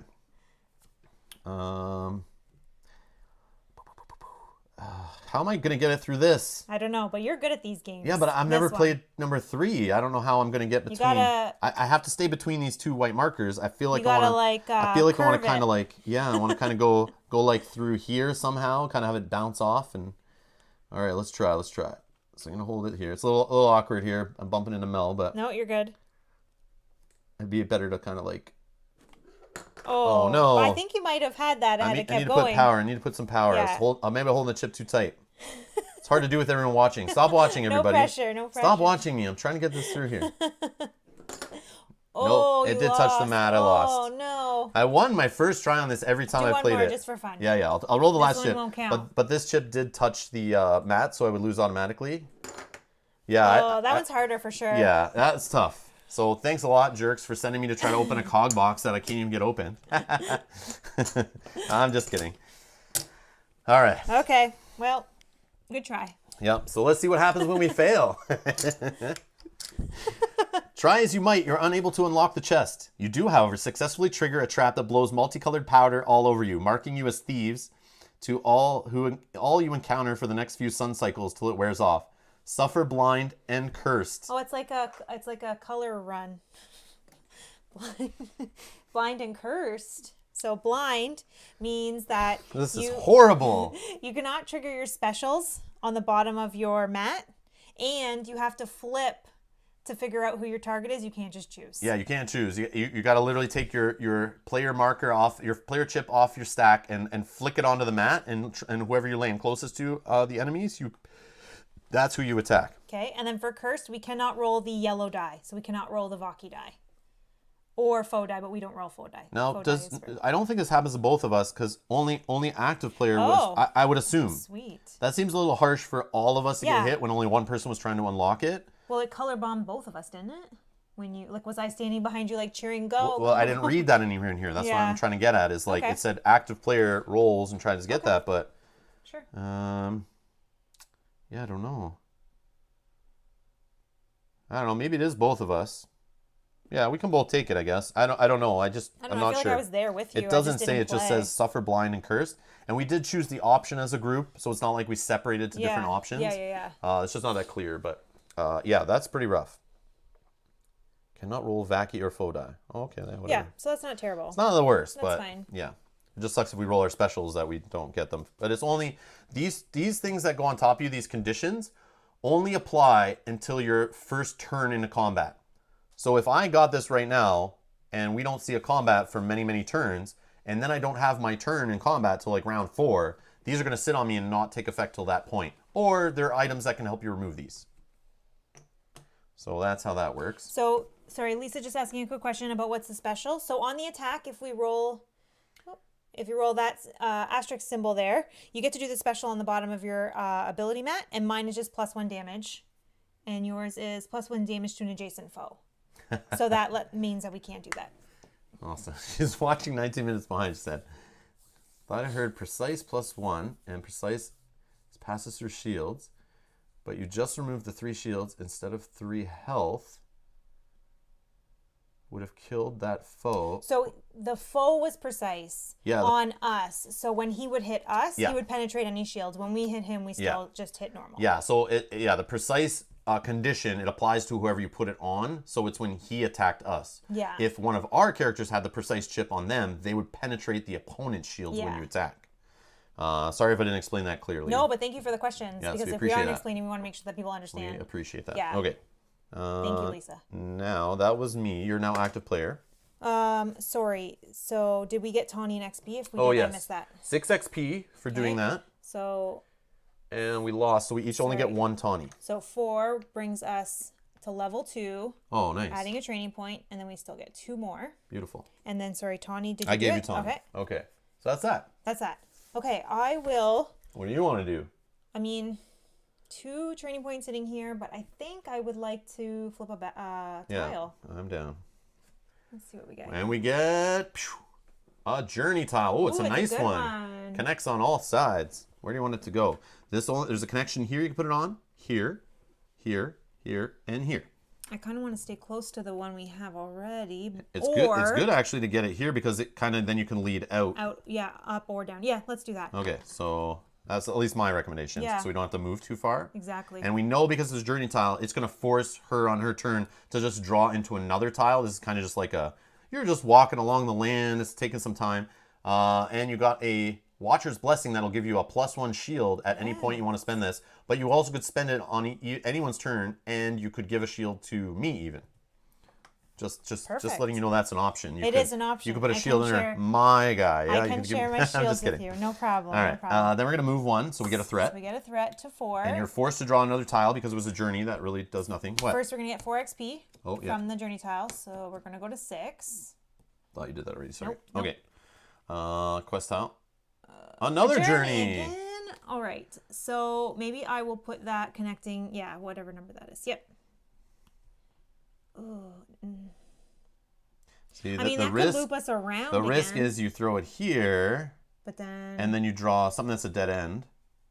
Yeah. No. And you get, but this gives us something right away. So. But 18 might be good to help us loop back around. Maybe, but maybe not. We never know. Because remember, there's Watcher's Blessing. We know is a dead end. But Watcher's Blessing, I could attach up to, if you put this. Yeah, but then that moves us away. But no, sorry. If you put that, show me the configuration on that tile with. Oh, okay. It would go only to that way. Or this one. Yeah. No. Yeah, it would just go to 9, which does bring us back to the village. I mean, it's not the worst. And if it's a Watcher's Blessing, we could put it somewhere else potentially. Yeah, but you want to go here to grab this? Yeah. Let's get them because I might not want to come back.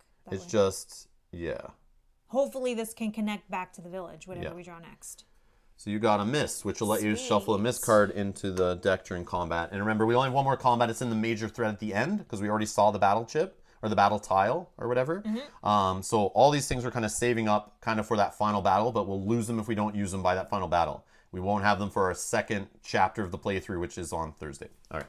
Okay, so that will give us another 4 XP. And a threat because we move 1 more space to go there. And a threat, sorry. So we're at 5 threat. So we're at 5 threat.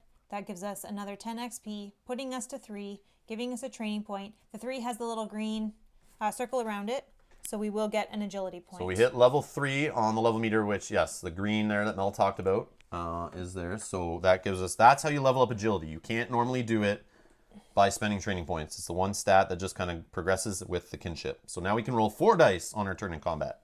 Let's get that higher. I want to roll all the dice. Yes, as do I. Okay, so now since it was a journey tile, you're forced to reveal another tile. It's still your turn. Okay. It is an outpost, the tavern. And can we connect that into the starting village? Nope. It just is a straight line again, similar to this one. Oh, okay. So it will, if you drop it on 18, it leads you this way. If you drop it here, it just goes to nowhere. If you drop it here, it goes to nowhere. If you drop it here, at least it'll lead up to this one. Well, or here, it'll lead to 12. That's a long way to get there. I think I would. That's only 3. 1, 2, 3. It's not that long. We've seen 4s and 5s. How are you counting 1, 2, 3? Oh, sorry, it does not connect. Go around. 1, 2, 3, 4. Or you put it on 18. And we go 3. Or 2, excuse me. We go 2. Whatever you want. It's your choice. Yeah, 18. 18. All right. So that'll make So we're going to connect it. 2 threats move Yeah, this has been a very rough connection order here. This is not as smooth as yesterday's playthroughs were going, where we were drawing like the perfect ones that all connected great. So our threat's going to be kind of like a little rough. We might not get as many things done as we want before the final battle, but that's part of the game. Okay. So our threat is now at 7. We are now going to go to the tavern where we can play some games and do some betting. All right. So we could do doublers dice, aka D&D dice, or we could play the push your luck game. They're both push your luck games, really. Or we could play Watcher's Ruins. Mel and I like Watcher's Ruins better. So how doublers dice works, just to show you, in the first chapter you're playing, I want to show you guys this here. When you're playing the first game of the regular Trilogy mode, as you can see here, we're playing Game 1, Level 1. Here are the 5 outposts. If we go to a tavern, the slots, it was what's called tawny slots, we'll be visiting. You can play D&D dice at 1 tawny is your ante to get in. But for Watcher's Ruins, you can play 2 tawny as your ante. And then when we play the second game, if we were going to the tavern, it's called the VIP room, you could play a doublers dice, but it's a higher bet per hand, basically. Or 2 tawny plus 1 2 tawny card in the deck for Watcher's Ruins, which just could help your rewards come back more. But as you can see here, all the locations kind of change and get better and give you more options as you play through the campaign. So I would vote for Watcher's Ruin. Yes, but we're going to show what they do. Yeah. Doublers dice. So we know I would play, if we want to play, active player chooses, I want to put 1 tawny in. Other player says, I want to play. They'll wait. Active player goes first by themselves. They put their tawny in as their bet. I'm not going to do, it's just a demo. Then you get to roll the 2 Watcher's dice. So the Dawnshade dice. If you get the balance, the Dawn and a Shade, you win. And you get double your money. Doublers dice. But then you get a second chance to let it ride, or you can take some of your winnings and roll the dice again if you want to see if you can double that. And that's it. Doublers dice, you do it twice, you can double your stuff and then double it again. So if I were to play, I would put 1 tawny in, and Mel could say, I don't want to play, but if she does, she'll get her turn next to do the same thing. So I roll the Dawn and Shade, so if this is what I was doing, I would then double my wager. Okay, I could choose to just take it, thank you, and leave, or I can let it ride and try it one more time and double that, or I could take part of it and just go again. But if I let it ride and I fail, I lose all of it, and that would go away. So that's how doublers dice works. Super simple. We're going to play Watcher's Ruins, however, because I like it a lot better, and I think it's cool. We've had some fun with it. So we get to bet 2 tawny for this. One of those was from the bank, though. And one was from the bank. I'm cheating. Okay. You're fine. Oh, and I knocked my HP out, which should be on 5. Yes. While you explain, I'm just going to kind of set up the decks. Yeah, I'll need the decks to explain, so you keep doing that. And what's going to happen here is we will bet 2 tawny, as it said, right? Yep. I will bet if you want to play. Do you want to play? I do. I want to play. Whatever. I so do. we're going to put 2 tawny in. So what we're going to do is we take that targeting deck that we had here before combat. But in this game, we take the default 5 cards for all 4 characters that come with this set. I'm assuming it's always going to be that you have 20 character cards in total in there. Here, you can do it. I need to show. Yeah. I just want to break them up because they were together. All right. So sometimes they're all 4 characters are depicted 5 times in here, and sometimes they have a tawny, and sometimes you'll see a rune. There's 2 rune cards, 3 tawny for each character. So what happens is the deck's shuffled, then we reveal. Every time a card's revealed, it could up the amount of tawny you'll take, or it will show a rune. If it ever hits 2 runes of the same character get revealed, everyone busts. But you always have the chance after every card is drawn to take what you've earned and leave. Okay? But on this first card, we would only get to take 1 tawny. So we haven't even won our money back yet. So we would just keep drawing. Oh, there's a rune. Okay, it's only 1. But some people might get scared out by that because if we see another one of his runes, we bust. And then you keep going. So now it's 2 tawny. We've evened out. And then you would keep drawing. There's a rune from another character. Another tawny. So like you keep asking every player every time. There's a rune from another character. Another tawny. Another tawny. So it keeps going. Like after every card, Mel would be like, okay, I'm done. And she would take her winnings, whatever tawny are there. And we could keep going. There's a rune from another character. Wow, this is a good pull. Yeah. More tawny. Boom. So there is the second rune from the blue character. So that would end it there. And anyone who's still in would bust. Okay. Hello, Matush. How's it going? All right. Okay, so I'm definitely playing this game. I love this game. Yes. I'm just going to do a little... So I'll shuffle a little yeah. bit. Just so if Mel's doing any sneaky stuff here with the deck, I'll do some shuffling. She can do some shuffling.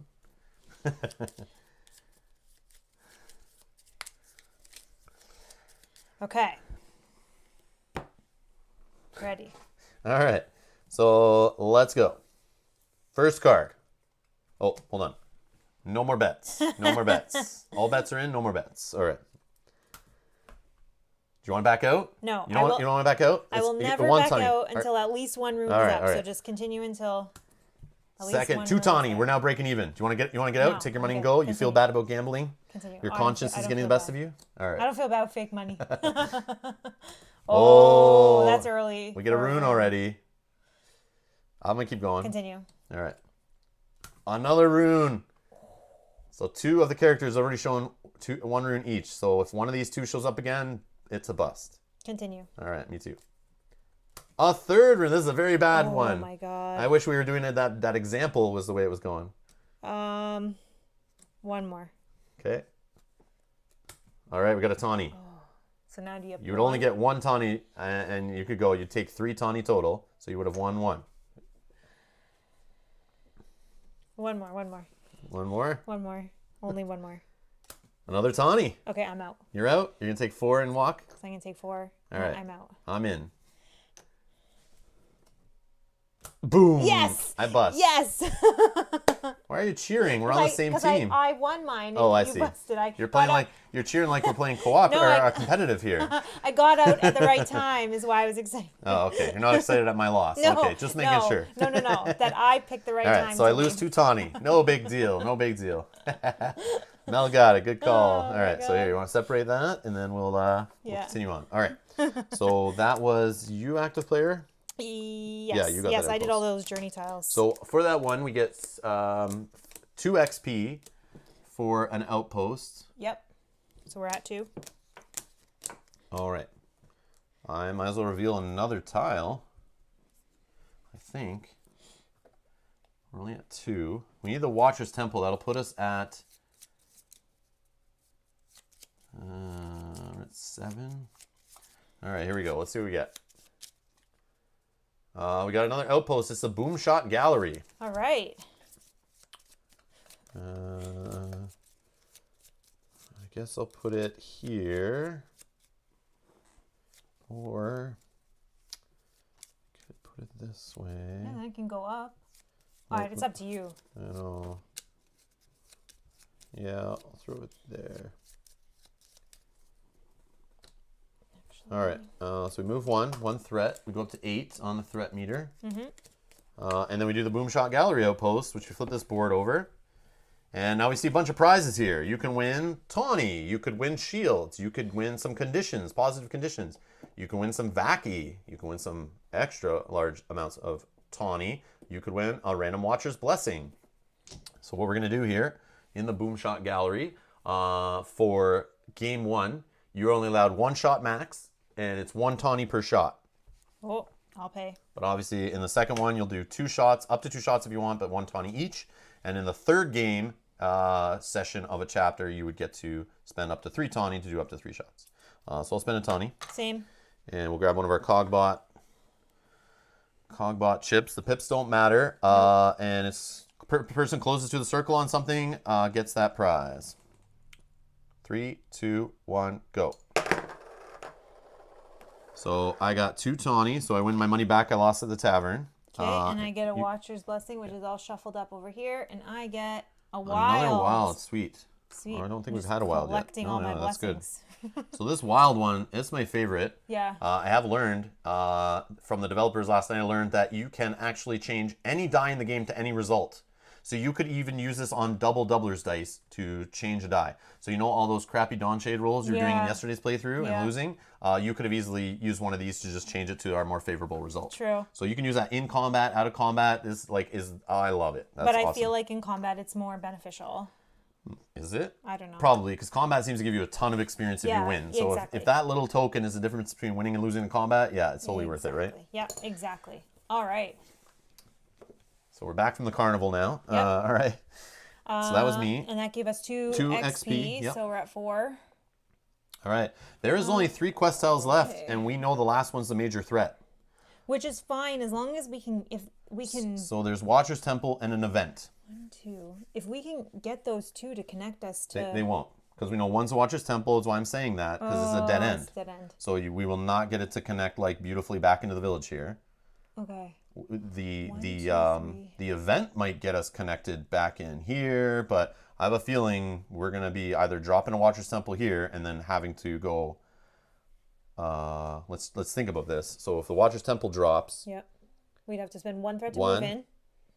Yeah, 1 threat, so we'd be at 9. Then 10, 11, 12, 13, 14 to just get back and spend our training points before the battle. Which would be fine, because the Watcher Temple will also give us another XP. 8 XP. Or, sorry, I meant another level. That's what I meant in my head. Okay, so you're good to reveal then? Yeah. Unless you just want to use threat now and get near the village, so then we're closer. I think it's all the same. But the other Watcher's Temple will give us another training point. Yeah, no. I know. Yeah, that's true. No, I'll reveal this one. I just meant do something different at the village, and then we just go to the Watcher's Temple, come back to the village, do the guild hall. But it's okay. We'll just... Do we have 2 outposts already on there? Yes. The tavern and the Boomshot Gallery. So the next thing, like I said, is an event and the Watcher's Temple. Okay. And Vinyl's here. Hello. Hi. Hey, Rob and chat. Never heard of this game. Neither have we. All right. This is a game that came out on Kickstarter today. Yeah, it just launched on Kickstarter today. The link's down below, so you can go read all more about it. There's like how to play videos and whatnot on the Kickstarter page if you want more info to catch up. All right. Or just watch this later, the beginning later, and we'll explain how it all works. Okay, so you want to draw a tile? I'll reveal, yep. Okay. It's the Watcher's Temple. So then we'll do what we said. I will put it up. You want to drop it here? I would like to drop it there, yes. Okay. So then we will go there, which will be 1 9 threat total. Okay. And you get... Collecting all the blessings. +1 Vaki Watcher's Blessing. Okay, just add to the collection. Okay, so then... At the Watcher's Temple, I always forget. I know it's not crazy. I think it's just based on who we're aligned with. We get something, right? Which is just the water. Or if you're balanced. I just can't remember who gets it. There's like way too many things in this game that you got to play a bunch to kind of memorize them. But Watcher's Temple. When you encounter the Watcher's Temple, each player is granted the positive condition associated with the Watcher you're aligned with on the vacuum mat. Okay, so we all get accurate. I already have accurate, so I will just add accurate to you. You do? Yeah, I got it from something else. Okay, so I get the positive condition accurate, which allows you to reroll all misses once on that next turn in combat. Whether you're aligned with, where is it? If your alignment is balanced or unaligned, place one of each condition in the Dawn bag. So there's 6 different conditions, 1 for each Watcher. You'll put them in the Dawnshade bag and draw them. You draw 1 per character, 1 per player. If we were unaligned, you'd have to take the negative condition on whatever chip you drew. And if you are balanced, you'd get to draw or keep the positive condition of whatever one you drew. But we are not, so we don't get to do that part. But we still get 8 experience, which I think is more important here. Okay, so 6 will bump us up to 10, which will bump us up a level to 4 and give us a training point. Beautiful. 6, and then we get 2 more to 8 total. So if we play this game a bunch, I'm starting to realize that some of these major threats, they're not specific to the exact level. So there's not like a major threat for level 1 and a major threat for level 2. There's like major threat for like 0 to 3 or something like that. Then, 4 to 5 maybe, and then like 6 to 8 and stuff like that. So there is definitely a strategy if we play this enough to start knowing not to get too crazy on levels before running into a major threat, where you could kind of game it if like it's 0 to 3 is the first one. Yeah. We could make sure we don't go above level 3, purposely like thread out or just draw to it quicker. Probably not. You'd have to threat out, I think. Just You'd have to just threat like out, move inefficiently and just keep wasting your threat, right? Yes. And then try to fight it, but then you lose out on experience, and you're obviously not as leveled up going into the next section of it. Yeah. But I'm starting to realize that you could kind of game it a little bit like that. But either way, all right. Okay. Just something I noticed. That was me. So you are now active player. Beautiful. All right. Yeah, I might as well draw. Unless... You can draw. Hold on, let me just think. We're at 9. 2. 10, 11, 12, 13, 14, 15. No, you have to go first. Yeah. Okay, so I don't want to... we need to get to a guild hall because it would suck to go to the final battle and not have spent our training points. But we are level 4, so we'd have to fight like a level 4 major threat battle, not being ready for it, which we made the mistake the first time we played the game. We won't lose those training points, but we wouldn't get them until we get to the next guild hall in the next chapter, possibly. Yes, so let's not mess that up. Let's not, yes. Okay, so let's carefully, we can go back to any outpost. So we could go to the Boomshot Gallery, we could go to the tavern, or we can go all back to the village, which lets us do any outpost, which is 1, 2, 3, 4, 5 threat. Okay, 1. Which brings us up to 14. Yeah, 2, 3, 4, 14. 5. Yeah. All right. And we're going to do the guild hall outpost we're going to choose to do, which is just us, again, like we did at the very start of this episode. We're going to spend those training points to level up. So first point. First point. I am going to get an attack. So my attack is at 3. My max is 4, so I could get 1 more eventually.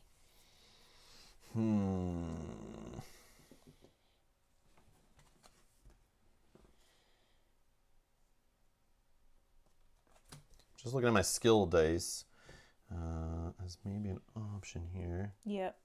Definitely taking one of those. Definitely. Yep. Which one skill are you kind of looking at for? The sun and water. Sun and water? Yeah, because this is my, what is this one? I'm thinking the mountain and water. My boom shot doesn't miss. Oh, and it so, has so you say. No, it has no misses. I know, I'm just kidding. So it's my best one. And it has lots of 3s and 2s. So okay. Yeah, I have one that kind of doesn't miss here, that does 2s and 3s. So that's my favorite one to take first. Yeah, I like the ability that my one gives me accurate or like the same. mended. The one I'm taking gives me accurate as well. Yeah, I'm going to go for that one. So you're taking a die? Yes, I'm taking a die. I'm unlocking a die for a training point. So we spent 1. So just so everyone knows, I'm choosing to take the die that coincides to my tier 1 ability, Charge. This is called the Booster die. That's by the symbol on the die there. Same symbol that's on my mat here. And this tier 1 ability, it has a little story here describing what happens when you use it.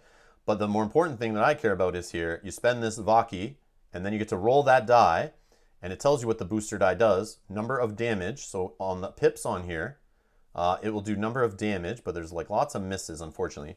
But you would get the accurate condition, which we have now in the battle. After you roll the die, at least you get something. So it's not a complete waste, but it's still risky. But I'll take that one. Okay. Just in case I get the Vaki going, because I do have a way to get +1 Vaki here. So. Yep. Okay. Next one. Next training point.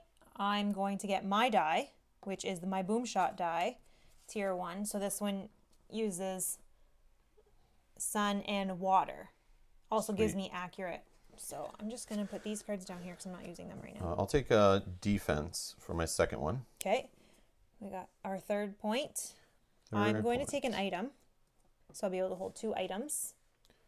I will take an HP and go to 6 for my... You got one there? Yep. Okay. I can roll 4. So we have 1 point left. We have 1 point left, and I'm using it for an HP, going up to 5. I will use it for an attack, so I can roll 3 attack dice if I feel the need. Perfect. All right. Okay. Okay. That's it there. So that will give us 2 experience. Yep, because we went to an outpost, so 2 experience is standard for outposts. Okay. We're at 4. And then now me. Yep. So I guess we're gonna flip a tile. I won't be able to get. Unless you want to go to the Boomshot Gallery. We don't have enough threat. Oh, okay. Yeah, so we can go to just the one beside us. Yeah. Oh, let me use Event 16. Looks like some kind of coliseum or something. Just actually place it on. Oh, it won't go to. You can do it here, and then when we get the final threat. Yes. Yep. Perfect. I know what I'm doing here. All right, so one threat to move to it. Okay. Now we're going to go to event 16. Let's do this one. Edgar, yes, we are cursed, so we can't roll Vaki die. Yet. Just for the first. Just for the first turn. Just for the first turn. Then they all go. Then all the conditions go away.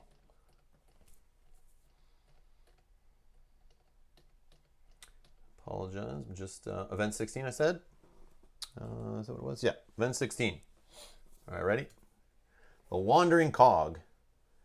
With the sun's fading, it's time to settle in for the night. In the distance, you see a bright multicolored lights marking a settlement of some kind. Flash uses her cogwork scope to get a closer look. There's a sign that says The Wandering Cog, she says, clearly intrigued. In hopes you'll find a meal better than the bread and cheese you've had in your knapsack for too many sun cycles, you venture towards the settlement. As you get closer, you hear the familiar sounds of grinding gears on crunching metal. It's a cogbot arena, the likes of which you've never seen. 2 enormous cogbots tower over you on either side of the entrance. Glowing and flashing Vaki from a sign illuminate the village with a carnival-like atmosphere. There are crowds of nicely dressed creatures making use of the many distractions in the area. The revelry is a nice reprieve from the gravity of your quest. Once inside, you are greeted by a well-adorned hostess who sheds some light on the establishment. Welcome to the Wandering Cog, she says with eagerness. Here you can bet or play your favorite cogbot games. The entrance fee is 1 tawny for the females and 2 tawny for the males. Yeah. Yeah, ladies' night. All right, so here's our option.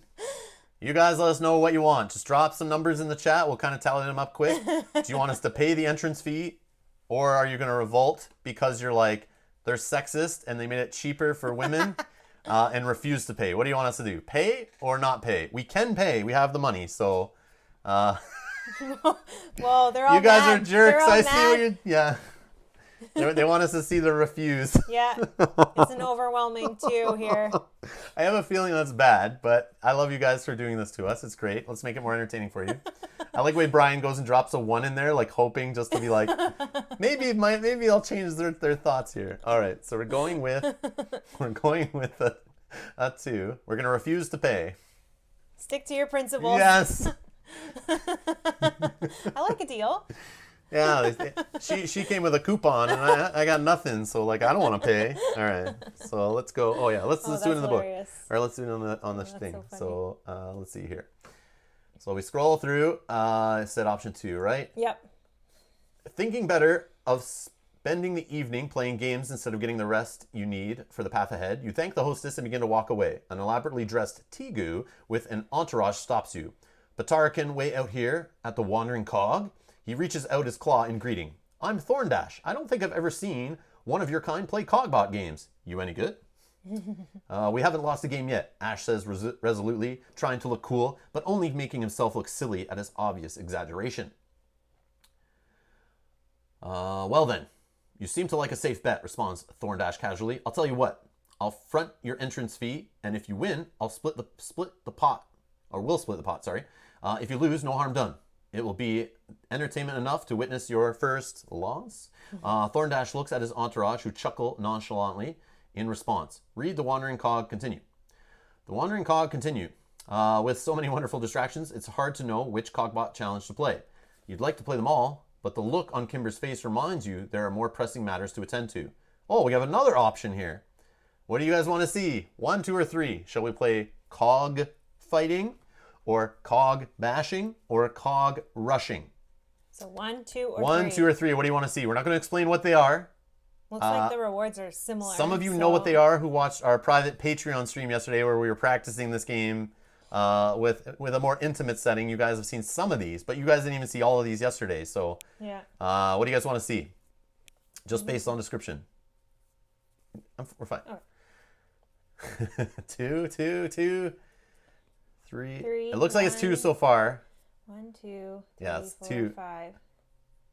Dragon has no recollection. He spent too much time at the Wandering Cog. 1, 2, 3, 4. Oh, 5. 2 is winning with 5. We have 4 3s. 1, 1. Oh, now we're tied at 3s. 5 and 3. 5 and 3. Oh my God. 2 and 3. One more. We need one more. Anyone have not voted yet? Pick a 2 or a 3, three. and you'll tilt it. If anyone in the chat has not voted, drop a 2 or a 3 in the chat, and that you will decide our fate here. All right, we're going to roll a die then if nobody else wants to vote. Oh, Will D's got it. So we're going with number 3. We're going with 3. All right, thank you, everybody. Edgar, he was faster. Play a Dex game to break the tie, says Mr. Sam the Man.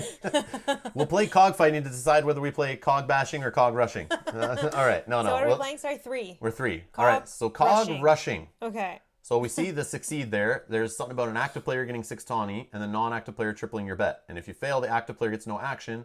Non-active player loses their bet. Okay. And then you would split winnings with Thorn Dash rounded up if you chose path 2. Oh, I didn't even see that. I couldn't see that. There's a camera in front of that. Oh, that's good. So we didn't do that. So that's perfect. Yeah. But you would have seen it anyway if you're reading the book. But they could see it. It's all good. All right. We are just going to step away for a minute before we get this set up. So just hang on for 2 minutes. We'll be right back.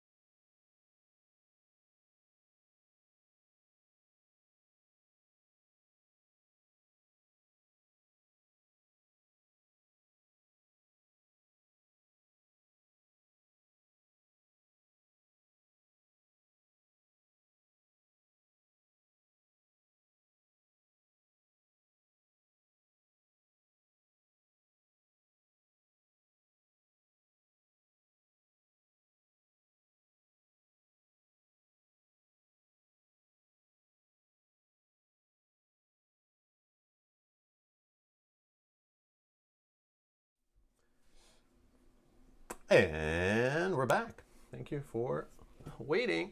Right, I really don't like the way that doesn't show sound. Okay. Oh, Anyways. All right. So let's see. Any chat there? Potty break. Yes, How'd sorry. you know? All right. Okay, so we're going to go into it here. That was... We're doing cog rushing. Cog rushing. All right. Right, number 3? Cog rushing, yes. Now, cog rushing, I think I remember how it is, like 16 health chips stacked 15. up. 15. Oh, 15. See, I don't even remember fully. All right, cog rushing.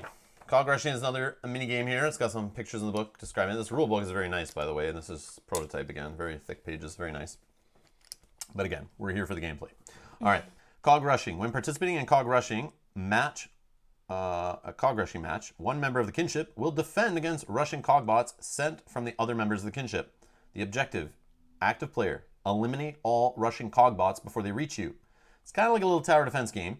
Okay. Non-active players, they get cogbots to the active player before the cogbots are eliminated. How to play. Begin placing 15 health chips at the bottom center of the mat. I'm going to have to tilt this. Absolutely. Okay. So you're active player? I'm active player. Good. Excellent. All right.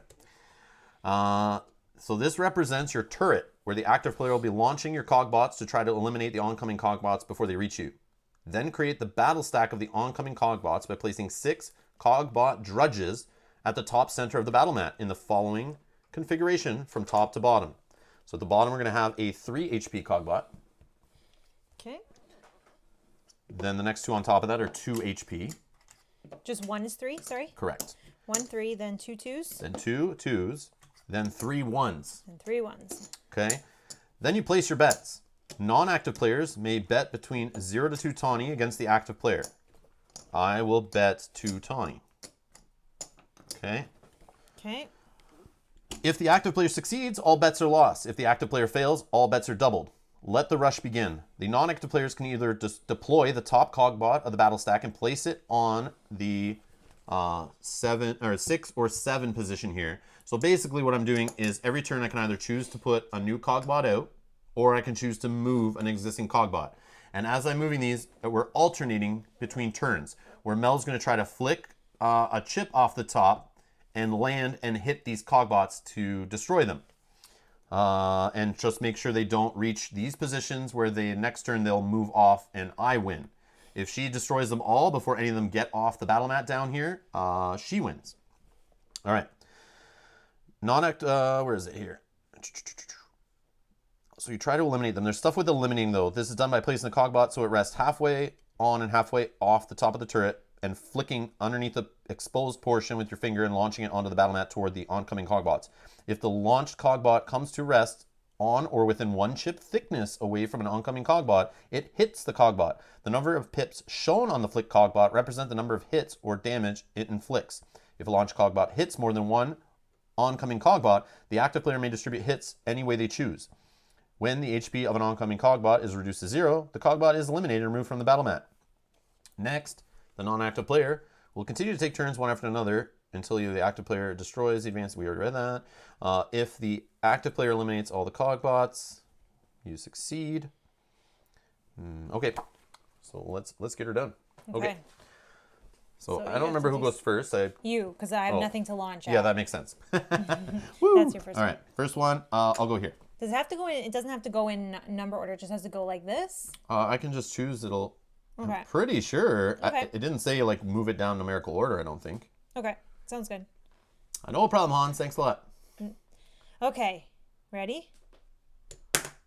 Oh, that was... You almost got him. You almost got him there. Almost got him, yep. All right. I will bring this one on the mat. That was a practice shot. Oh my gosh. Okay. I will move this one. Yeah, they gotta come closer. Yeah, obviously. Okay. All right. I will bring this one onto the mat. Oh. So that does 2 2 hits. points so on you this could guy. take no. You hit both. So Oh. well, no, but I thought it was the whole you have to. Oh. But you kind of hit it. I don't know if you have to land on it and be within 1 and you moved it. Maybe you're not close enough then. So we'll just destroy this one. Oh, and then that one I can't use yet. Yep. So this one's gone. Okay. All right. I will. I'll move this one. Nope. Okay. I will put this one on the map. That is touching both. Yep. So I can kill both. You can kill both because you can do 2 hits to this one because it's 3 pips on your chip, Yep. and then 3 and 1 to this one. Okay. Okay. So let's probably just give this to you so you can put them away. Yep. All right, and then I will move. I'll move this one on the map. No, I'll move it over here. Sorry, here. Yeah, I was gonna say. Here, what am I doing? You can't jump that far. Okay. Nope. Is it within 1? No. Nope. Okay. Nope. I gotta keep that there. I will move this one. Whoa. I will move this one. I will move this one. No. Okay. 3 hits. That's within 1 chip. That's a good one. You blow this guy up. I will bring this one. Okay. My 3 HP one's coming at you. Okay. Will he get there? I will move this one. I don't think that's. I don't think so either. Nope. All right. I will move this one. Okay, I gotta try my 3 here. I will move this one. Oh my god. I will move this one. No, I can't win. I can't even win. And boom, I'm in. Dang it. Yes. All right. So I double my money. Nice. Nicely done. That's the first time, though, I've actually even killed any. No, The you first killed some time, before. No, the first time I didn't. Really? Yeah, I don't think I did. Dragon is correct. Rob is making a run to the couch. It's all good. It's all good. The one criticism I have about this game, and I thought it was kind of weird when I first read the rules, and it is super weird, but we get competitive, so it's not that bad. But we are co-op. We're working together as a team. So if we were playing like 3 or 4 player, and everybody else was non-active except for Mel, let's say, and they all bet 2 tawny each because they were betting on it. Mel was playing, and if they win, if the Cogbots make it, everyone doubles their money. If Mel wins, nobody gets anything, they lose their money. But Mel's on the same team as all 3 of those players, or in this case, even on my team. So would she not be incentivized just to lose so that the rest of the players can get more money, therefore buy more tawny, buy armor, buy items, buy healing? You can buy tons of things that could benefit Mel by reviving her, healing her. You can... What else? You could save up and buy We can buy a Vaki. Cogbot Behemoth. Yeah. One player can buy a Cogbot Behemoth to give her a piece of that we can ride a giant mech together. So it seems like there's incentive for the active player in this situation. I don't know if some of these other, that's the default rules.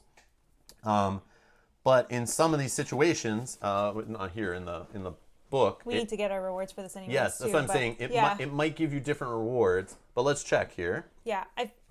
So in this case, we played Cog Rushing. So succeed is if the active player succeeds, they get +6 tawny, and non-active players triple your bet. So this one's different. This one is different, yeah. Yeah. By default in the rules, it's if the active player wins, everyone loses, which you just heard me read. But sometimes in the events, it'll mess with that. But by default, I was like reading it like, okay, this kind of doesn't make sense. But here, if the active player wins, +6 tawny. If non-active players win, they triple their bet. So in this case, both sides could win. So Mel gets 6 tawny. No, I failed. Oh, sorry. Yeah. I tripled my bet, actually. Sorry. Yes, sorry, I'm not reading it correctly. Non-active player won, so you triple your bet. I triple my bet, and you lost, so you get no action. Yeah. You get nothing. Wah, wah. Yeah.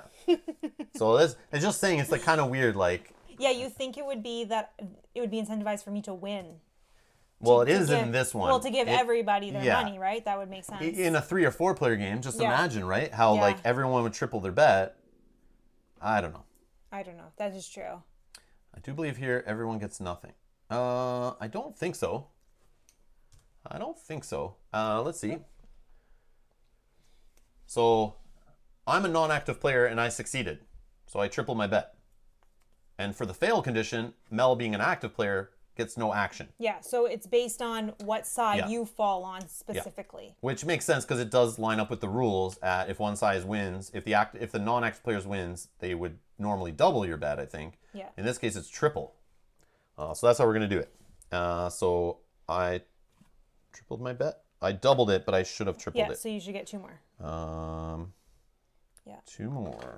Jack is saying, Rob, would our daughter be interested in playing this game so we could play 3 players? I was thinking that. I was thinking this is definitely a game I wanted to play with her because this does seem more of a, and that's what I was thinking before. I was saying it yesterday on our stream was it's not as heavy as it looks. Like the components and the table presence make you feel like it's a more complex game than it is, but it is full of more things from like dexterity family type games than is in here from heavy fantasy strategy games, at least from my opinion.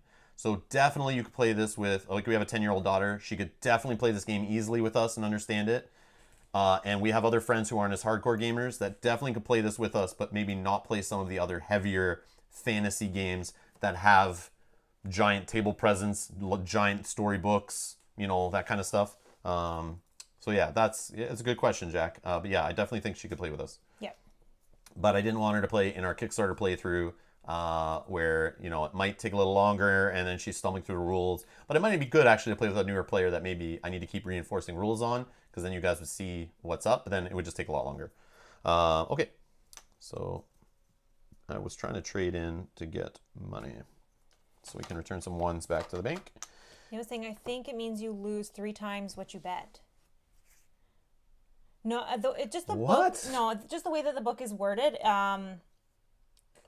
Because technically the way that the cog rushing works is I failed, but he won. So he succeeds, so he gets a succeed part, and I failed. It is confusing. It definitely could be organized better in the book. I agree. It's not clear. It's definitely not clear. It caught us off guard the first time we played it too.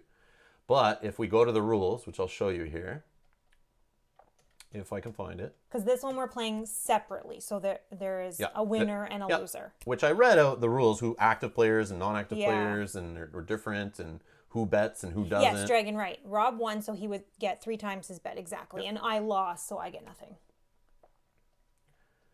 Cog rushing. It's the last one, I think, yeah.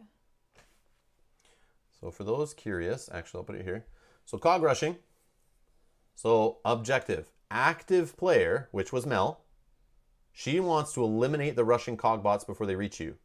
Non-active players, which is me because I'm not active, I want to try to get the cog bots, to the active player before they're eliminated.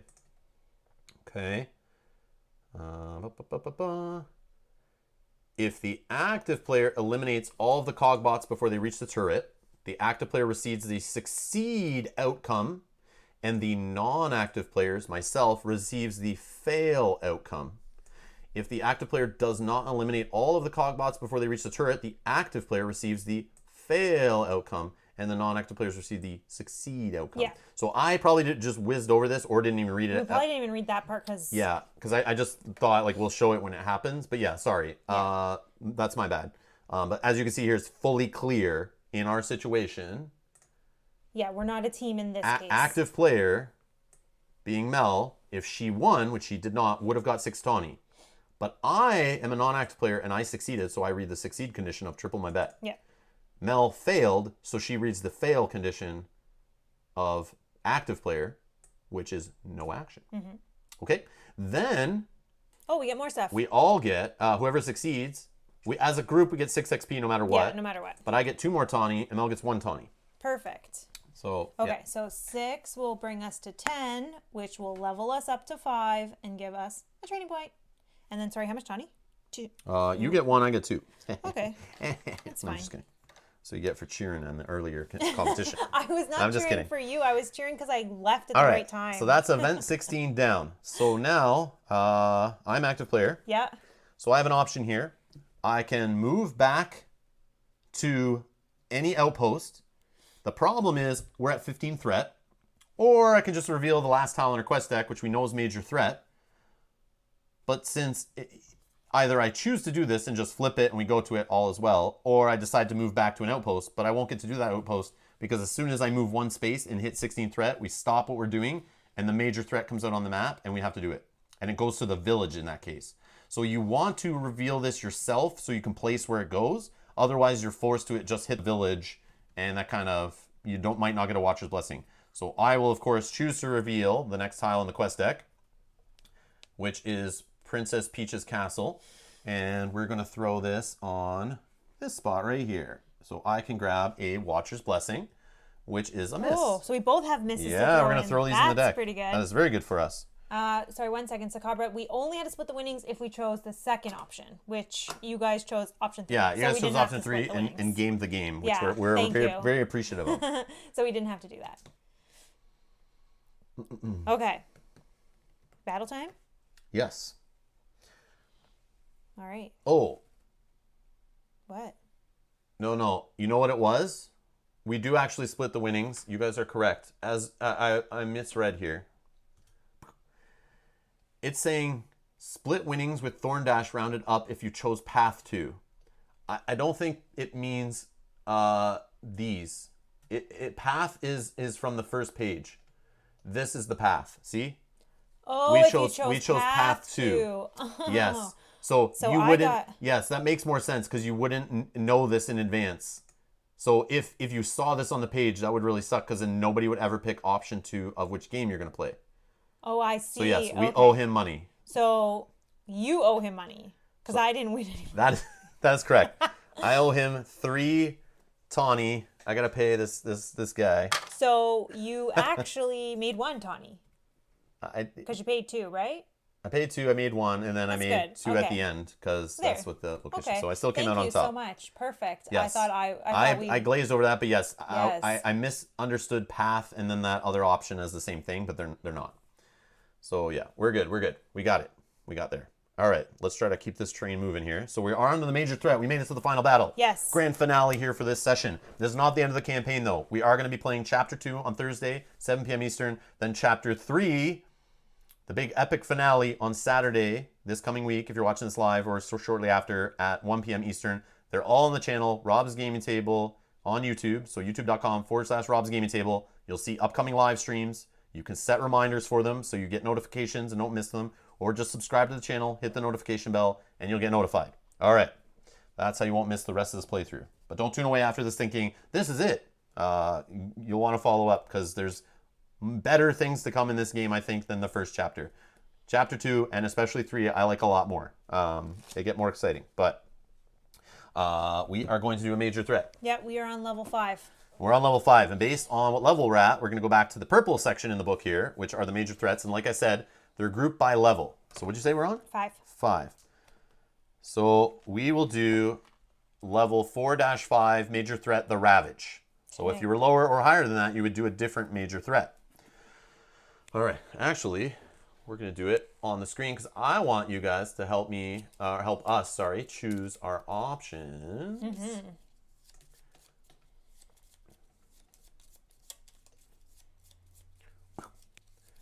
All right, there's smoke coming from a village ahead. As you approach, you see something that stops you in your tracks. Villagers are running every which way in fright from an enormous cog beast known as a Ravage, a mechanical monstrosity standing twice your size on all fours. Its giant head, sharp metal teeth, and whipping tail the size of a tree sends a cold shiver down your tail. Around its neck is a sign displaying the Might insignia that reads, Strength above all. It's busy corralling villagers as if they were playing a game of fetch. Creatures are being scooped up in its gaping maw and spit out into a wheeled cage driven by some razorback magus. The Ravage's large cogwork eyes, filled with red mountain vaki, scan the crowd looking for its next target. They land on you. All right, get your votes in the chat. Are we going to option 1, run now? Or 2, stand your ground? Or 3, attack? Okay. 2, we got a 2, we got a 3. 1. Get him. Get him. That's awesome. Okay. Let me start tallying here. Let's give it a minute because we know there's a delay. Yeah. We know there's a delay. All right. Run! 1, 2, No! 3, 4, 5. Looks like 3 is an overwhelming majority here. Okay, we're going with 3. 3 1s. There's 6 3s, 3 1s. All right, we're going with 3. 1 2. I think he just wants a hug. Yeah, exactly. All right, we're going with 3 to attack. Then we got a nice page of art here. Very nice, very nice. All right, so we'll skip past these options. And we're going to go to number 3. Flash reaches for one of the bombs fastened to her leg strap and begins running toward the cog beast yelling. The rest of the kinship runs after her, also yelling, mostly to try to get her to stop. The Ravage looks up and tilts its head, confused by the small creatures running toward it yelling. It opens its maw wide, ready to snatch you, when a Magus driving the cart full of villagers pulls between you and the charging cog beast. There is no need for fighting, says the Magus authoritatively. We're simply assembling these creatures and taking them to the Might Burial Ground for training. Join us, or find out what happens to opposers. So now we're going to roll the Dawnshade dice. And we're going to find out here. You are the active player. I'm the active player, yes. so I'm going to roll them. Find out if we succeed or fail based on a balanced roll or unbalanced roll. And I got a Dawn and a Shade actually on the opposite dice, so that's a pretty lucky roll there. Okay, so we succeed. Back to the story. Did you just call me a poser? Flash says nonchalantly. Meh, I've been called worse. Here, catch. She throws her bomb high into the air toward the Ravage's gaping maw. Unable to resist, the Ravage wags its tail, rears its giant cogwork hind legs, and jumps into the air, catching the bomb in its mouth like a ball. It immediately explodes in a large cloud of fire and smoke, engulfing most of its body. The Ravage lands, spits out a few cogs, and lunges towards you, clearly not happy with this game. Prepare for battle. Roll 1 attack die and apply up damage to Ravage at start of battle. So we got a little bonus there out of succeeding that. Okay. And then we set up, there's some battle special instructions. Before battle, place number of chips, ally of initiative chips in a Dawnshade bag equal to players +1. So we get a little bonus here. So we get the 3? Yep, we're going to put 3 of our chips in the bag this time. Okay. Then we put foe initiative chips in like normal. Then in the round, we're going to draw a number of initiative chips equal to players +1. So same way we've been doing it normally. But this was normally kind of a difference before, but we'll just still do this exactly as it's written. Mm-hmm. So for kinship 2, we're going to see a Ravage tail, a Ravage head, and a cogbot bugger. Okay. This we're going to play at 2 players. And it was tail, head, bugger is the order it's listed? Tail, head, bugger. Got it. Okay. All right. So the Ravage, a monstrous dog-like cog beast standing easily twice as tall as a normal creature, used by the Unity and the Might for transportation, hauling heavy objects and generally offering encouragement to anyone who opposes their will.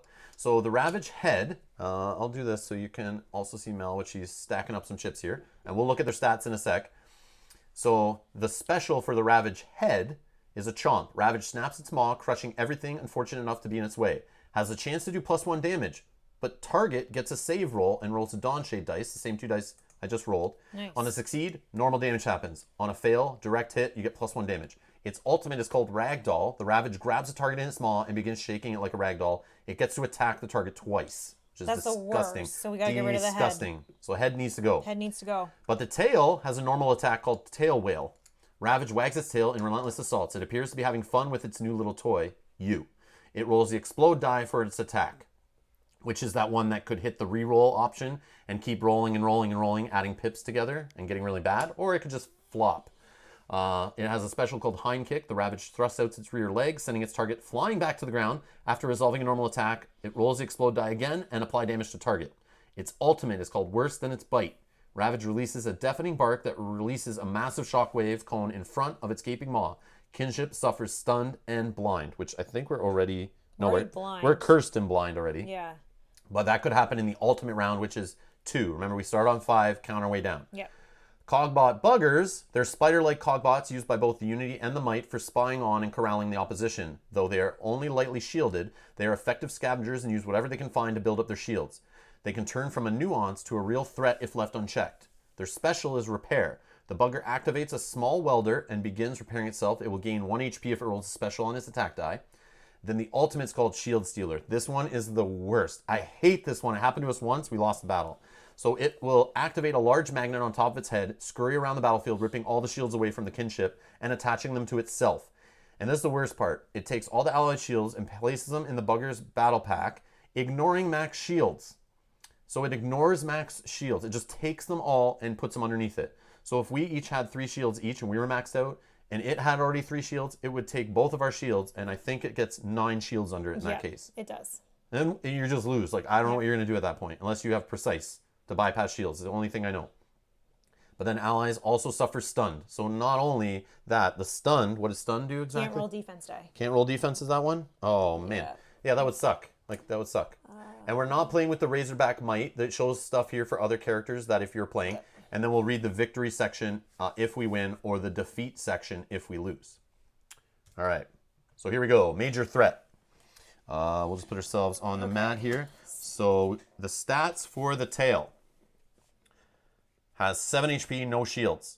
And we know already on its attack, we'll just roll 1 explode dice. No defense, no attack. Okay. The cog beast head. Okay. Oh, I forgot to roll the front of the tail. So there you go. There's the tail, there's the head. Okay. And the back is 7 HP, 0 shields. And it rolls 1 foe die. And the foe die was this black die that is like an attack die, just has way more pips on it. It can hit a lot harder, but it can still miss. And it also does specials, possibly. Okay, that's their kind of evil die. Then the Cogbot Bugger. It's like a spider little robot. He has 1 HP, 2 shields. And he rolls actually that foe die and 5 defense. So that 5 defense means he's going to be shielding up probably very quickly if you don't take him out fast. Yeah, exactly. Okay, so now we're putting 3 of our chips in the bag. These are initiative chips. Initiative, and then 1, 2, and 3 for them. Perfect. Okay. Shake it up good and let's find out who's going. You're active, right? Oh, hold on. I want to use some of my little items here. So I'm going to shuffle in a miss. Oh yeah, good idea. Are you as well? Yeah, I'll do the same thing. Because if we don't use these now, we lose them at the end of this battle, like at the end of this chapter. They kind of go away, so. Okay. Or they do go away. You just don't have them for the next sitting. I'm also going to use my +1 shield. Oh, good idea. And that's on me, right? Sure. No, I'm just kidding. I'm only kidding. No, it doesn't matter. It does matter. Why? I roll 2 defense. What do you roll? 2. Yeah. It does matter. No, just go ahead. Take it. You can take it. Actually, let me wait on it and let's see how you roll. If you roll any. No, just take it. Because even if we roll 2 defense dice, they don't have double pips on them. So you're not going to fully shield up that quick. So I think you're good. And I don't think we're even allowed to roll defense dice. No, it's Vaki. We can roll Vaki dice. Okay. Yeah. Do you want to pull the initiative chips? I'll just give these this a So Mel's shuffling up the target deck to find out who the enemies are going to attack when they attack. So it's one of our chips. Come on, 3 chips. Enemy number 1. And the first unit or character or Patarakin or enemy or foe or whatever is number 2 foe. Okay. That's bad. Disadvantage battle to start, but we'll get there. Yeah. Maybe, it's not even the guy that rolls all the defense die. So this number 2 is the Cog Beast, Ravage Head. Yeah. It's just gonna roll a foe die. Okay. So we need let's get set up for battle here. Let's get our dice tray out, which is not a dice tray that comes with the game. Just FYI, this is just the same one we use on every stream we do. All right. 2 pips. 2 pips. Who's it gonna attack? Me. All right, hits you for 2. Hopefully I put that shield on. Well, it's gone now. It's gone now. All right, so that guy's done. Next is number 1. Rolls 1 explode dies as the tail. So these guys are not going to change the order for us because they're not rolling. No, exactly. We needed number 3 to come out. So explode die from the tail. It's got 1 pip and a reroll. And nothing. So 1 hit on... You. All right, so I lose 1. Okay. Next is me. Yep. So I can roll 4 dice. Okay. And I can't roll no specials. My target, I'm going to flip a chip. I can't roll Vaki, but I get to reroll all misses once. I'm thinking of rolling... Hopefully they didn't make a big mistake. Good luck out there for the battle, because they picked the battle for us. Oh, yeah. Well, no, we won our little challenge, right? And it gave us benefits, didn't it? Didn't we win the little minigame that's before it? Oh, yes, we have to roll an attack die. Yeah, we forgot about that. We forgot about that. Thank you. That just reminded us. So what is the bonus? Yeah. What was the bonus we got? 1 attack die on all of the Ravage. You did forget that. Roll 1 attack die and apply damage to Ravage at start of battle. Okay, and we have a ravage tail and a ravage head. So I don't know if you roll once for each, or if you roll one die and you just apply it to both. I would just apply it to both, probably. Okay, yeah. Because that's both part of the ravage, right? So Yes. one. So we'll take one pip off of each. Thank you. Yes. Thank you for helping us there. And, okay, so that's a little better. Okay, so I'm going to roll... I don't know here. I want to try to roll devotion dice to try to get Vaki to maybe roll a better die later. You can't this turn, though. But I can't. Yeah. So I think I'll just do 3 attack and 1 defense. That's all I really can do. Otherwise, doing more defense. But I want to try to take out this Cogbot bugger if I could. Well, you have to go. You're blind, right? But that's what I'm saying. I'm going to try if I can, yeah. So I did get 4 pips on the attack. Sorry, I forgot to reset my overdrive, but I did get 2 misses here. So I will go in the 2 spot on my overdrive. And then I'll resolve my attacks, which are 4 pips. So flick and see who you're hitting. Yeah. So because I'm blind. Use a bot. Well, no, you're supposed to, I think, take this. But... Oh, okay.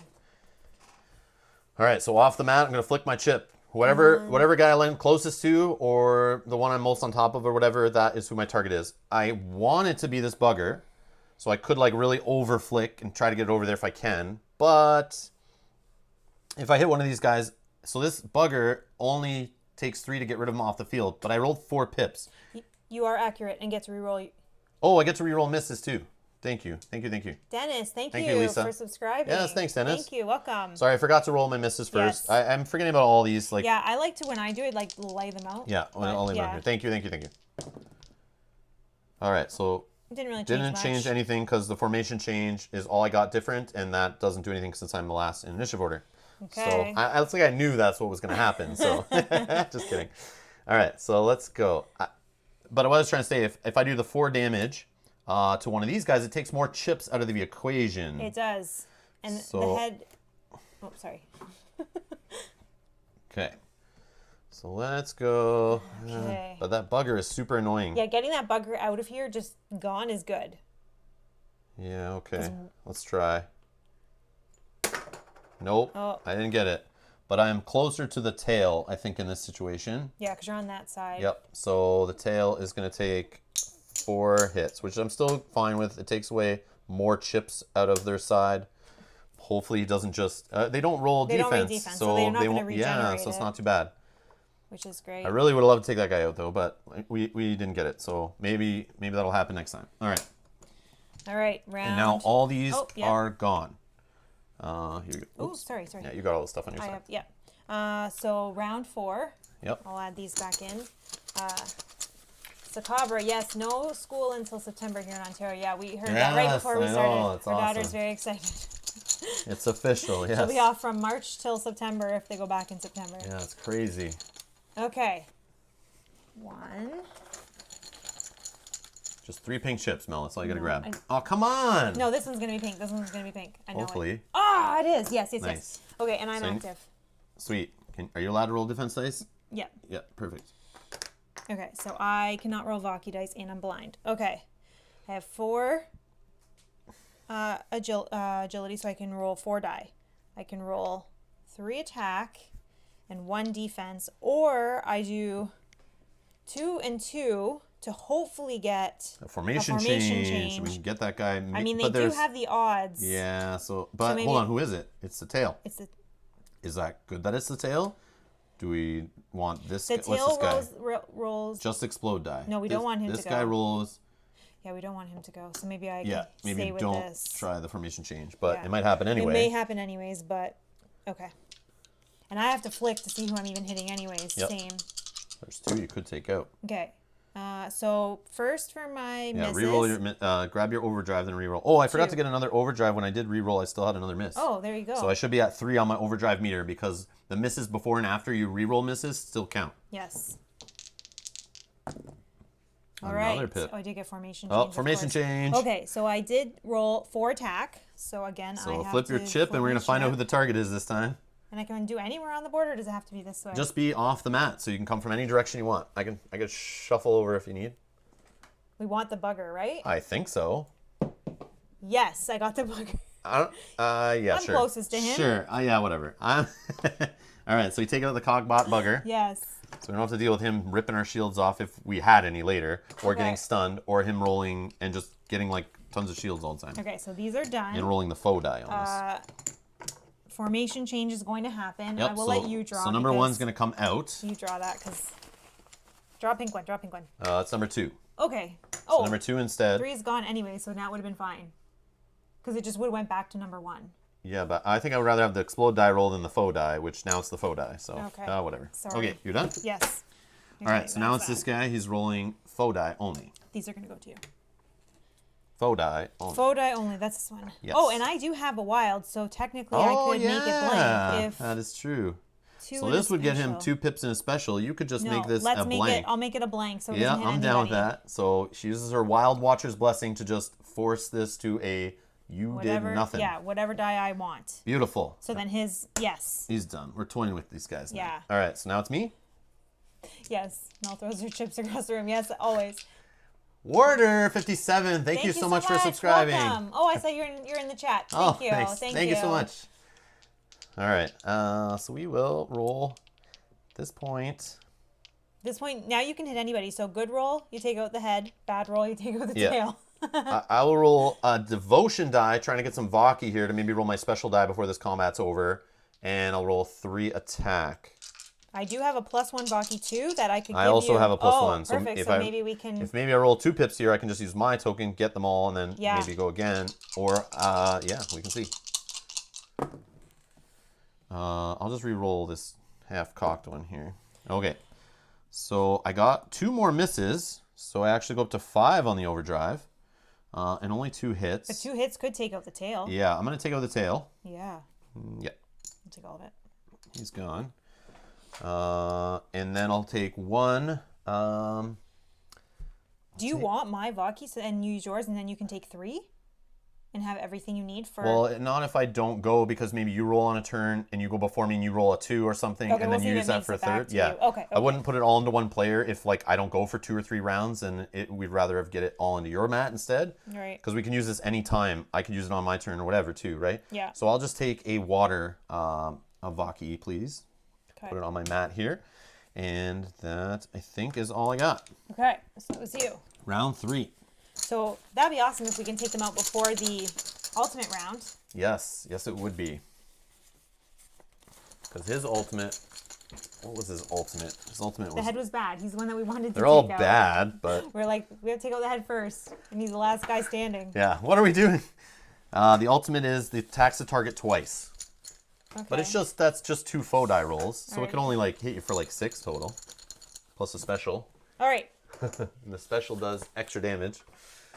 Okay, I'm going. we go first? Really wish I had that wild right now. Oh, and then he's going to go twice after us? Yeah. But I really wish I had that wild to turn a formation change. So I think I'm just going to go with Extra 2 attack defense? and 2 defense. Then if I don't get the formation change, maybe I'll get pips on the shield Yep. die. Yep. I don't know. We'll He see. could take one of us out here. He could. But we also have 2 misses in here, so hopefully Oh, that's yeah, good true. too. Okay. Oh, I did get formation change. Beautiful. That's great. Okay, so you got 1 miss. I got 1 miss, going up to 3. I only hit for 2. That's fine. Still fine. I'll take it. He's down to 4. Then I got formation change. All I'm right. going to let you pick. So take the next chip out. There's 2 of ours There's in 2 here, of right? ours, so we have better shot. Yes. Got it. All right. Okay. And this guy goes back that in. goes in. And then that's me. Okay, so that was good that I rolled the 2 die. Okay. Done. Now it's me, active Yeah. player. All right. Do you want the Vakis then? And then you can roll your die? Sure. Okay. Let's show them some Vaki magic here. So what All right. colors would you like? 2 mountain, please, is what I need to do my charge ability. So I already got the water. I just need 2 mountain. And they're all tier 1. It's a tier 1 ability, obviously, so I'm only using tier 1 Vaki. So a little easier to get. This will now, I will spend these Vaki here before my roll. So that way I can now roll this as part of my turn. But this does cost agility to roll also. So it counts as one of the 4 dice I can roll. But I will roll that in 3 attack. I'm going all in here. He only needs 4. So this will do, actually, let me read here. So let's get into the theme here. You raise your cogwork sword high into the air and shout, "Charge!" Mountain and Water Vaki crackles and sparks through your blade, boosting the morale of the kinship and causing fear in your foes as you heroically rush into battle. All right, here we go. 4 pips is what you need. Womp, womp, womp, womp. So I literally rolled no pips on this thing, so I get none. But we know it has like 3 missed sides. But I'll still get accurate. We just don't know yet. Yes, we do know. I thought you responded. No. Not to that one. No. Oh. Okay. Well, do you know the answer then? I thought it was yes. I don't know the answer. How do you know the answer? Because I thought we got that yesterday, but maybe it was something else. Don't remember that answer, but sure. Okay, so I rolled 2 misses. So that does put me into my overdrive at 6. So the next time I roll a special, it could be now, but I don't have a special, I could spend that cube out of there and reset my overdrive to do my better ability. Game's on fire! Hello! Hello! Okay, so the misses have been registered. And then I got 3 hits.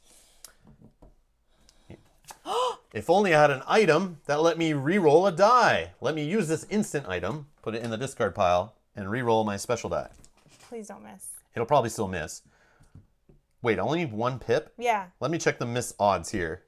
So on an attack die, I only see 2 sides that miss. On this special fun die here, there's lots more hits, but there is 1, 2, 3 misses. So I'm not going to re-roll that. I will re-roll a regular attack die and try to get just 1 more pip, and I can take this guy out. I missed. But that does... No, I already got full overdrive. So I take 3 away still. What a waste of an item. Okay, Right. that's fine. We're still in it. Okay, so this will return back to my board. That was me. Yep. He will go with 1 health left, rolling a foe die. Maybe you'll miss. He rolls 2. Who's he hitting? You. All right, I lose 2 health, down to 3. Uh-oh. And he is done. Okay. And now we're moving on to the ultimate round. So if he gets to go, he's going to trigger his ultimate ability on his turn. Sorry. That's okay. Whoopsie. It's okay. That was loud. All right. Sorry about that. Okay. We just need us to go first. Yeah, well, just one of us to go before him, and we're golden, but... Okay, that's fine. But it could be 3 enemy chips here. No. Okay. So we're at least going. Just be us. Just be us and we win. Let Hopefully Rob we pull. win. Oh. Yeah, you should let me pull. All right, so he's going to go roll the You wanna foe rewind? die. Nope. No, I'm just kidding. He rolls the foe die, and he's going to attack twice, whoever his target is. Okay. He misses. Who's his There's target? no, you don't flip it if they no target. There's no pip on it. Okay. So whoever's target was, he attacked twice. 1, 2, 3. Okay. And still alive. Still alive by 1. Oh, and I'm active, right? Sure. Because you just went. Sure. All right, so it's you. So I'm rolling 3. All the hits. Yes. I can't watch this shade. Pause stream, stack bag, start stream up again. Okay, 1 sec.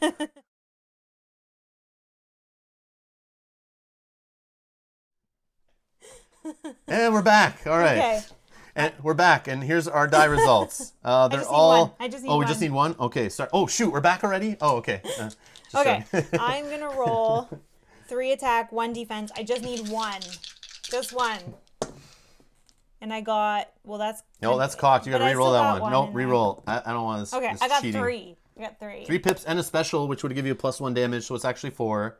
So he's completely dead. Boom, he's dead. All right, so we destroyed did the it. cog beast, Ravage. Yes. Beautiful. Wish we could have done it before his ultimate, but that's okay. Yeah, This but game at least he hanging missed. on. At least he missed on the 1 roll, which is not bad. Hanging on by a hair here. Okay, let's see if you want to take those Yeah, out of the I gotta way. take the misses out. So we reset our health, Oh, yeah. which I will go back to So I'm at 6 5. pips. I got some here for you. 1, 2, 3, 4. All right, so let's check our spoils. Okay.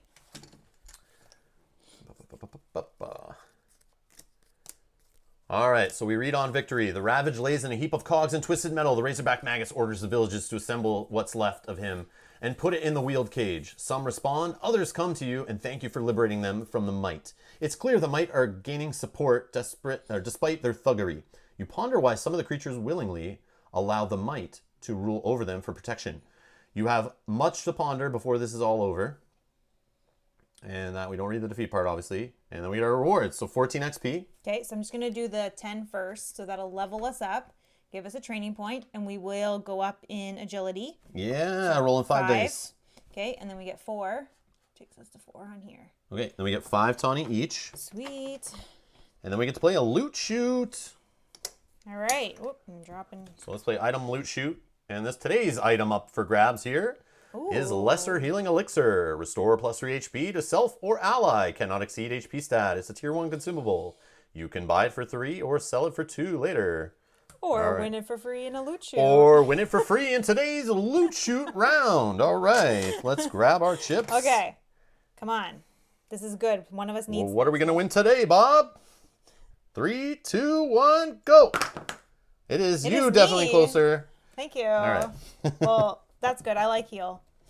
Do you have a spot for that? Yeah, you have no items yet, right? And I upgraded to 2 items. Oh, lucky you. All right. Victory. Just in All case. Right. Yes. And that is that. So now, basically, what happens is this ends the first session. So this is the end of your first chapter in a trilogy campaign mode, which we're playing in. We're not playing the full or whatever it's called campaign where it's 6 sittings. We're just playing the 3 sessions. So at the end of leg 1 here of the campaign, they basically say you can take a picture of your player mats and take a picture of the Vaki mat. Because we are going to do a whole new overworld layout here with new Watcher's Blessings, new tiles, new events. And we actually, events 16 and 13 that we saw in this playthrough are actually not going to be seen again during your whole campaign. So these will go away, and we're actually going to draw new ones in the next playthrough and see different things. We could see the same outposts and that kind of stuff, different journey tiles, different village and whatnot, but it will be slightly different next time we play. And based on where we start next time too, the Watcher's Blessings will be different. But you'll see that in our next episode on Thursday at 7 p.m. Eastern. But we are going to stay the way we are here, so same stats and everything. You just start the next session with exactly how your mat is, exactly how this is, all your same level, training points, alignments, Vaki, all that stuff. Do we have any spare Vaki to train in after the battle? Nope, I didn't get any. And I was active player and finished that off, so we will move that over to you for the start of the next one. Sure, makes sense. Okay, so any questions there on Dawnshade that we can answer for you in the last couple minutes here of the stream?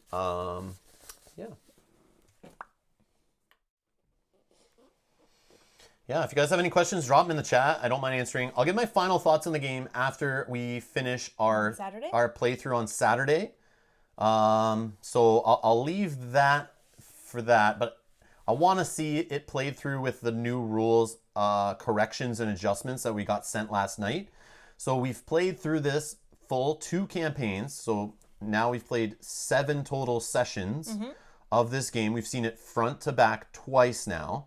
And when we played the first 2 times, we sent some rules to the developer, but we didn't get our answers back till later yesterday after we'd already played twice. So we're trying that different initiative here in that first battle. I already feel better about that. I feel that's a good change for 2-player. Feels a little more balanced, like we actually have a chance to win. Yeah. Even if we don't draw as many of our chips, just the fact you're drawing 3 means we always have a chance to go. Yes, exactly. Which I appreciate at least that, because before we would draw, sometimes you get 2 enemy chips when you're only drawing 2 chips a turn at 2 players, and you just see the 2 enemy chips.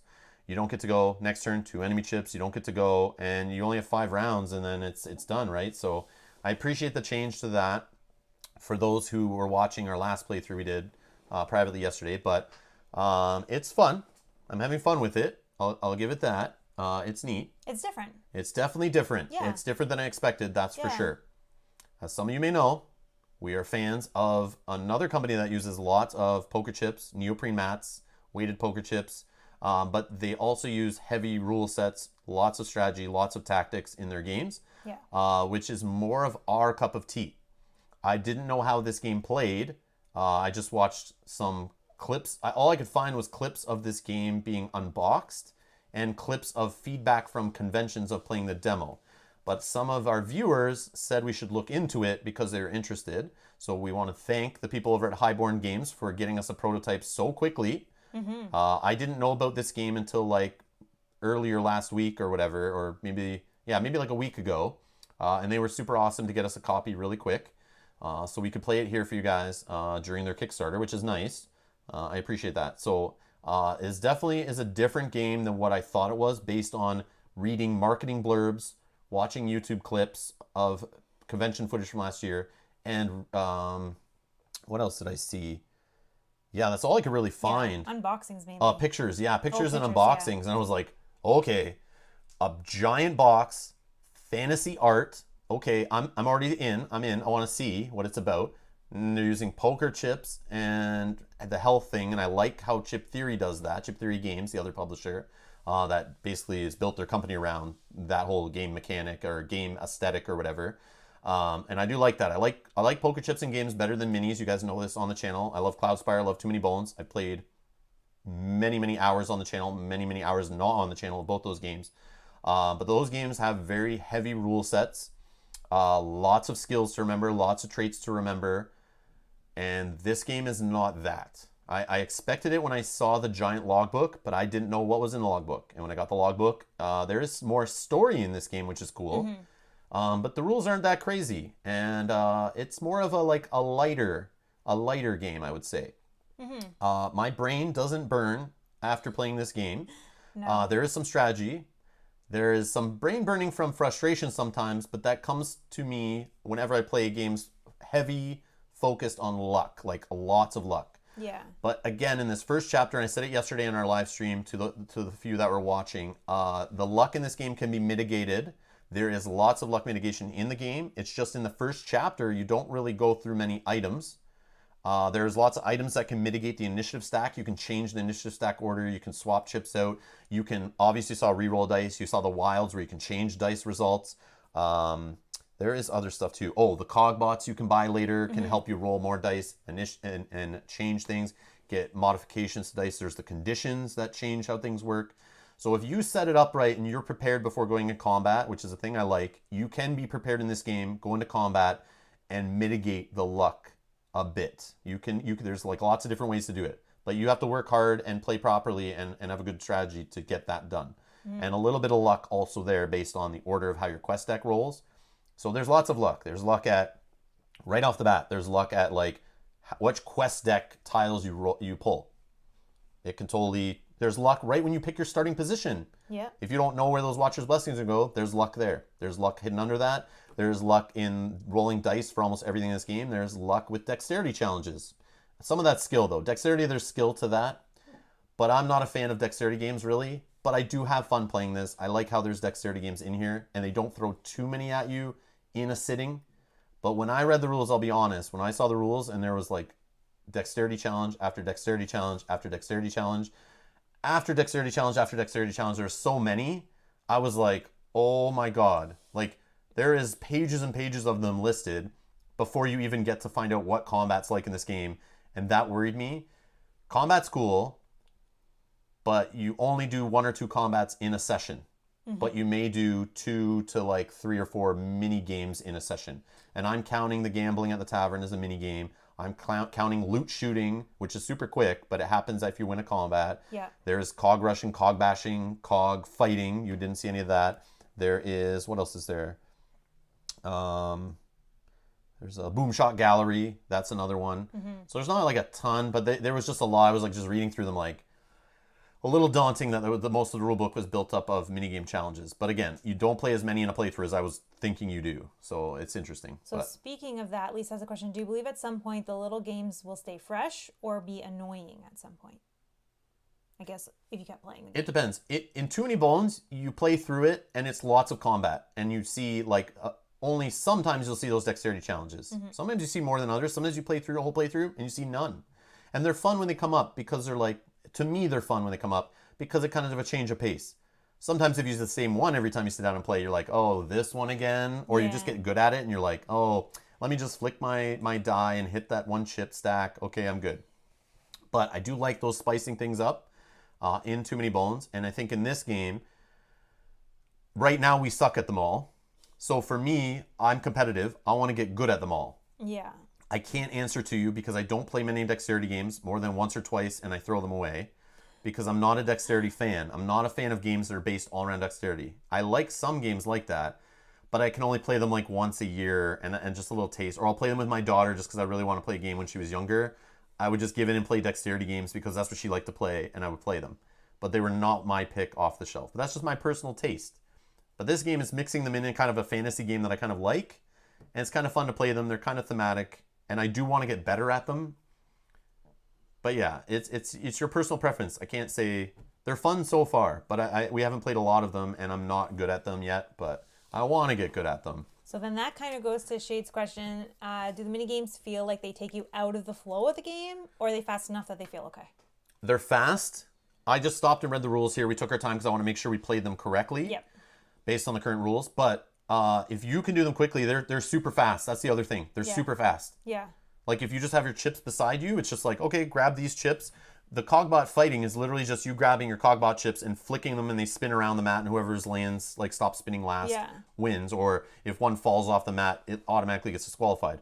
And this is why I say I think this game could shine at 3 and 4 or 5 players, because everybody doing that, it becomes a crazy zany mess.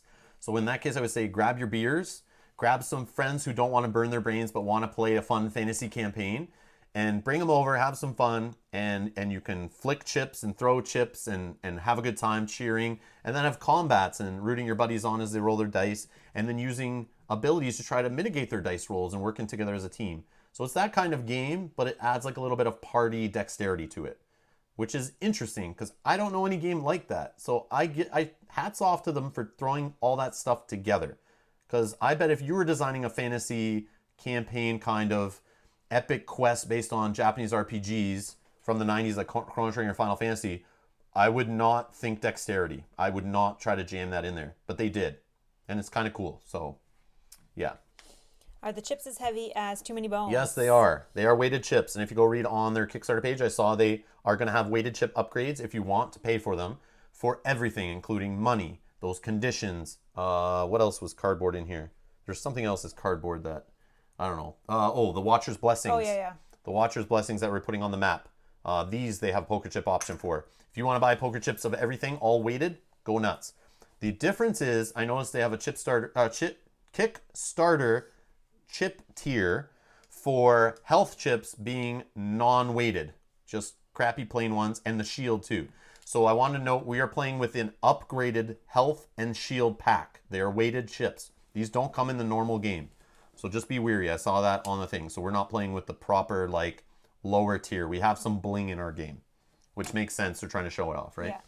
Yeah. Okay, then Lisa's next question is, a game session is pretty fast, with some fight, some dexterity, some exploration. Yep. Is that a good balance, or do you feel like something is missing or not enough?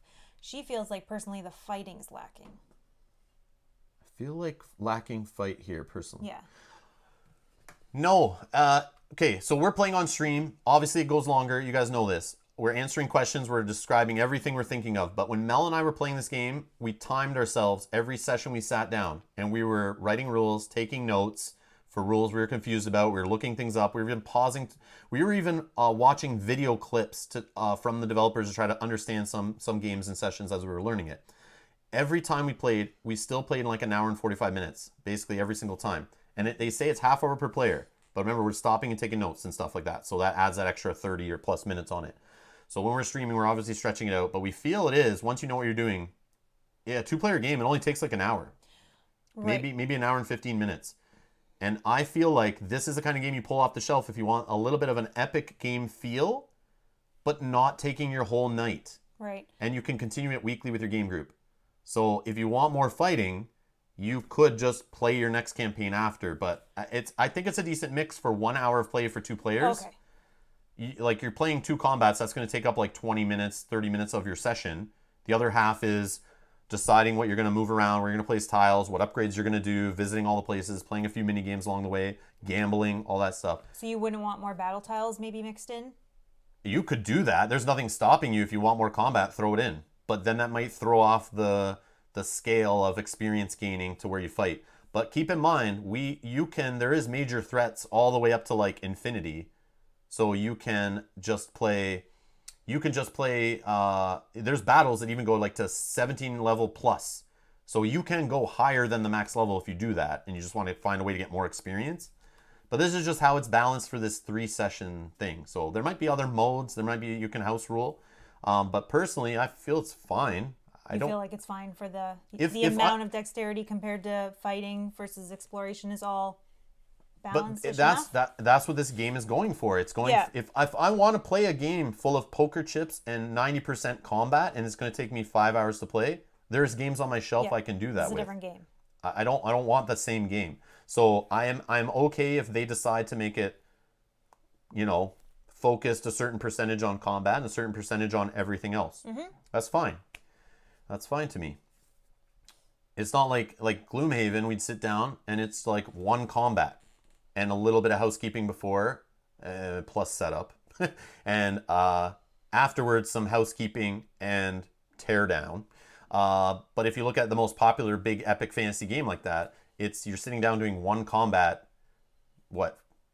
50% of your game session's combat, 50% is cleanup, housekeeping, reading story stuff, you know what I mean? Yeah. And then the combat's like just half of that experience. The rest is trying to find out where your damn monsters go in what container.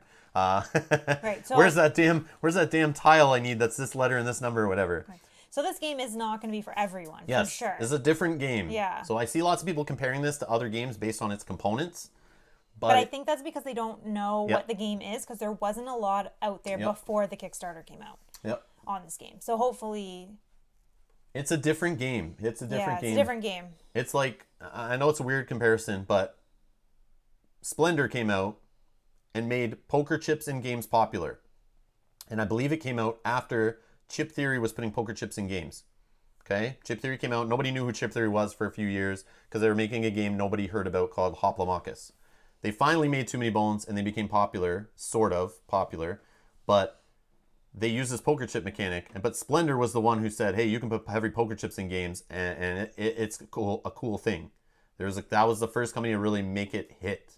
So the fact that these guys took poker chips and big giant dice that we saw in Destiny and put it together in a game, they're not the first people to do that, but there are lots of games out there that borrow components and aesthetics from other games. Nobody was the first. Well, somebody had to have been the first. Well, yeah, but you know what I mean? Like, yeah. You're not going to not put dice in your game because there's another game that uses dice, right? Yeah. So it's like, but I see lots of people online already like pitchforks up going, wow, you're using poker chips. But yeah. So Vinyl has a great question here. The story is a choose your own adventure. So once you make a choice, won't you know what the best choice is after a while? If you can remember, obviously. Yeah. How is that going to affect your affect replayability? So an interesting thing with that, my brain doesn't have a good memory, but the real interesting thing is the logbook that they gave with this prototype is huge. They could have easily just printed off a starting chapter, a battle or two in between, a couple events, and a final battle, and gave that to us as a prototype. They have done a whole logbook here of so many options, and I'm assuming this is close to final. Likely. I'm assuming this is close to final. They might add another storybook maybe in the future or an expansion. They might not add another one of these. But there is so many different options based on your level, and then there's options for each battle, like options for each choice. Yes, eventually if you keep finishing the first chapter at the same level, you're going to get the same final threat. And then you're going to remember what those three options lead to. If you play the game often enough. And remember, yeah. But let me ask you this. How many times do you actually play the same game where you're going to see all of these options and don't play other games in between or take breaks? Mm-hmm. I don't play a game like, let's say, Tainted Grail. Who is playing Tainted Grail front to back for like 100 hours or whatever, 30 hours, and then pulling it right back on the shelf, playing for another 30, trying all the other options, memorizing all the options from those two playthroughs, then on the third playthrough, playing those same things again and trying to see. I know Tainted Grail has tons of options, but this is not the same amount of options. But the same idea applies here. How many times are you going to play through all those sessions, remember them, and then play through it again and play through it again before moving on to other games and then coming back? So one thing. I don't think that's a question. Like there's a lot. I think there's tons of replayability here is what I'm getting at. Especially if you realistically you look at the replayability. Yeah, I think that one thing that and George is the one who's doing all that memorizing. You are correct. Yeah, you're right. Now, you're correct, Shane. One thing for replayability is if you know what the options are going to do and you bring this to somebody's house, you let them decide. Like we let the chat decide because some of the options we maybe knew if we could remember, but I don't even remember. Yep. So it wouldn't matter. So you could let other people decide. You could roll dice. You could do all that stuff. So there is things that you could do if you actually memorize the whole book. And now this being our third playthrough, we have come to the same battles. We've come to some of the same events. And we see three options. And I don't remember which option we picked. And even if I did remember the options, reading them some of them I think lead to certain things, and then I get to the option and it doesn't. Like some of them when they say you're going to do cog bashing, you know cog bashing is in the option. You just know it's coming. But there also might be a die roll involved in there that might twist things. Yeah, you might win or lose the pre. Or the cog bashing has different rules to the cog bashing. Yeah. So even though you might remember that this option leads to a certain minigame, there might be different rules to that minigame and different story with it too. Yeah. But they do say you need to play this game a whole bunch of times to try to see all the different story and all the different endings. There are multiple endings. And we'll go more into the multiple endings on the third playthrough, which is going to happen on Saturday. Dragon says, with dementia, replayability is always high. Yeah, Very true. I have no issue with it. Yeah, I can't remember anything. I have no issue with it. Too much is in my brain. I can't remember that. Also, there's way too many good games to play all the time that I never focus on a game. I focus on games for a long time. Yeah. But then I always take a break and do other things and will come back. So there's no fear for me to be like, oh, I'm worried I'll memorize some stuff. If I do, it's whatever. But as long as I forget most of it, I'm fine. So James is asking, how steep is the learning curve of this game? Cloudspire and Gloomhaven are a bit too complex for some of my group. We tend to stick to Mansions of Madness for that reason. Oh, I love Mansions of Madness. This game is more in the realm of Mansions of Madness. Yes. It's more in the realm of Mansions of Madness. This game is not compared to Gloomhaven. Do not compare it to Cloudspire. No. Do not even do that. It looks like it based on the side of the box, the amount of components, and even maybe the amount of pages in the rulebook-ish. But there are lots of pictures in the rulebook because there's so many like little dexterity challenge pictures they have to add in to show you the proper way to hold a chip or flick a chip or whatever. Yeah. And I would say if you know the rules and you know how to play all these little mini games, you can easily guide the game. But you could even just look them up and read them. They're, or that, yeah. They're it's not very quick. I forget sometimes in this cog fight versus this cog thing, what are the slight, like who goes first? How many health chips does this get? Yeah. You could just read it in like 2 minutes and you're in setting it up and playing it. Yeah. And once you know what you're doing, it's super fast. But this is not that kind of game. Like we were talking earlier, James, we could easily play this with our 10-year-old daughter, no problem. This is not a super complex game. This is like made for people who like dexterity challenges and like they like story, they like fantasy games, but also like mix in some of the lighter game modes and mechanics into this one like epic kind of game. It's weird. It's very weird. Yeah, it's not an entry game. I wouldn't say. It's hard to compare this to anything. I'm not familiar with tons of dexterity games that are like this. I don't know. I thought someone compared it to two games at the very beginning of the chat, and now I'm blanking on the two games that they said. Maybe was it Shade? Did you say? I don't remember now. There was two games that someone said. Oh, this they is did? like it's at the very very beginning of the chat. This is like this and this. Is that way like very very beginning? Start of the episode? Yeah, start of the very beginning. If it even it doesn't even go that cut off because you let's see if I don't know. No, it's fine. Whatever. But somebody did compare it to two games specifically that are Shade has it right here. Oh, yes. Vindication and Too Many Bones. Thank you. I thought it was you. I couldn't remember. I don't know what Vindication is. I've never played that. Oh, somebody else said he was thinking it. Oh, okay. So like Vindication and Too Many Bones. Vindication's not a game I was interested in, but I don't really know much about it. Too Many Bones, yeah, I know quite a bit about that game. Yeah. So Vinyl saying No worries, Dragon. Thank you so much. Oh, you going? No problem. Basic pledge or all in? Question mark. Yeah, Vinyl, I'm not sure. That's up to you. That's tough. I can't make that decision. There's a huge price difference there, isn't there? And it's hard for me. I'm just going to show you this game. I gave some of my thoughts on it, but you have to know my tastes, and like a game full of dexterity challenges is not something that I'm super interested in, but I'm interested in games with stories, fantasy themes, and combat and tactics, and a little bit of strategy it has in here too. And I love the high quality components. Yeah. So it has a lot of stuff I love, but it also jams in lots of luck and dexterity challenges and stuff. And those things are not what I normally look for in a game. So my taste, I like, yeah, it's up to you what you look for in a game, or what's missing in your collection, or what you like, So I can't really tell you there what to do. But yeah. How's the solo? Is it more of a multiplayer game than a solo? I haven't played the solo, and I have no interest to play the solo in this one. There is solo videos out there now. Yes, you can see those on other channels. I have no interest to play this game solo. There is a separate page or two in the rulebook explaining how it modifies a lot of the challenges, how they work, and how the overworld map gets laid out differently, and there's different experience and stuff like that. But but I have no interest. Yeah. I don't want to play dexterity games by myself. I think this game would shine at 3, 4, 5 players. Yeah. Like this is a multiplayer I game. can't wait to. I want to try this game. I can't wait till the damn lockdown's over, so I can have some friends over to play some of these games I want to play at more player count. But I am not interested in a solo. But Adam Smith over at Rolling Solo, he's on the main page there starting to play through. I saw on my feed today, One Stop Co-op Shop, I think it's Colin, is doing, I don't know if he's doing a full playthrough. I saw like chapter 3, part 2 or something pop up in my feed before I started the stream. So he'll show more solo. But the thing is, there's so many solo game channels out there that are playing this game that let them do that. Yeah. Like, go watch it there. You'll see more of the solo stuff. I'm just gonna focus on the co-op aspect of it because I think that's what this game is at its heart really should be. That's just my opinion. My opinion. I could be totally wrong. I've never played the solo, but just reading the rules and what type of solo games I like, not interested at all. Yeah.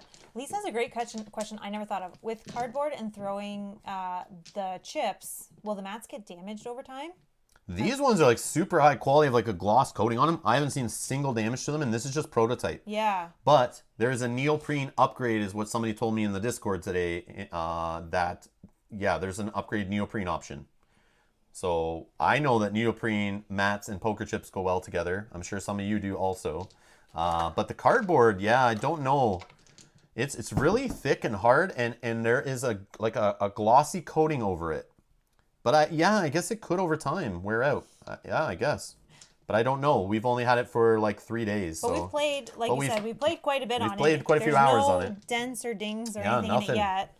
Let me check the other side where we're doing that throwing challenge. Yeah, nothing yet that I can see. There are dents, but nothing affecting the art. Yeah. Let me see if I can show you. So this is prototype. This is not final mass production quality.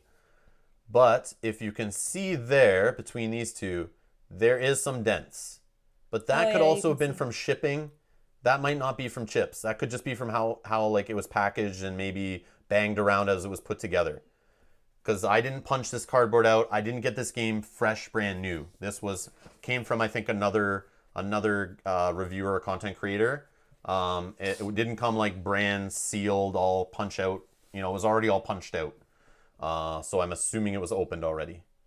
But you do see some dents. Oh yeah, I can see more on this side. There you go. There's some dents from chips hitting the mat. Those are definitely chip marks.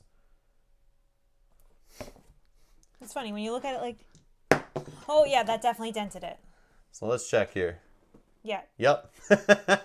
So the answer is yes. This cardboard, this is pretty high density cardboard. That's what it is there. And yeah, but it didn't change the art though.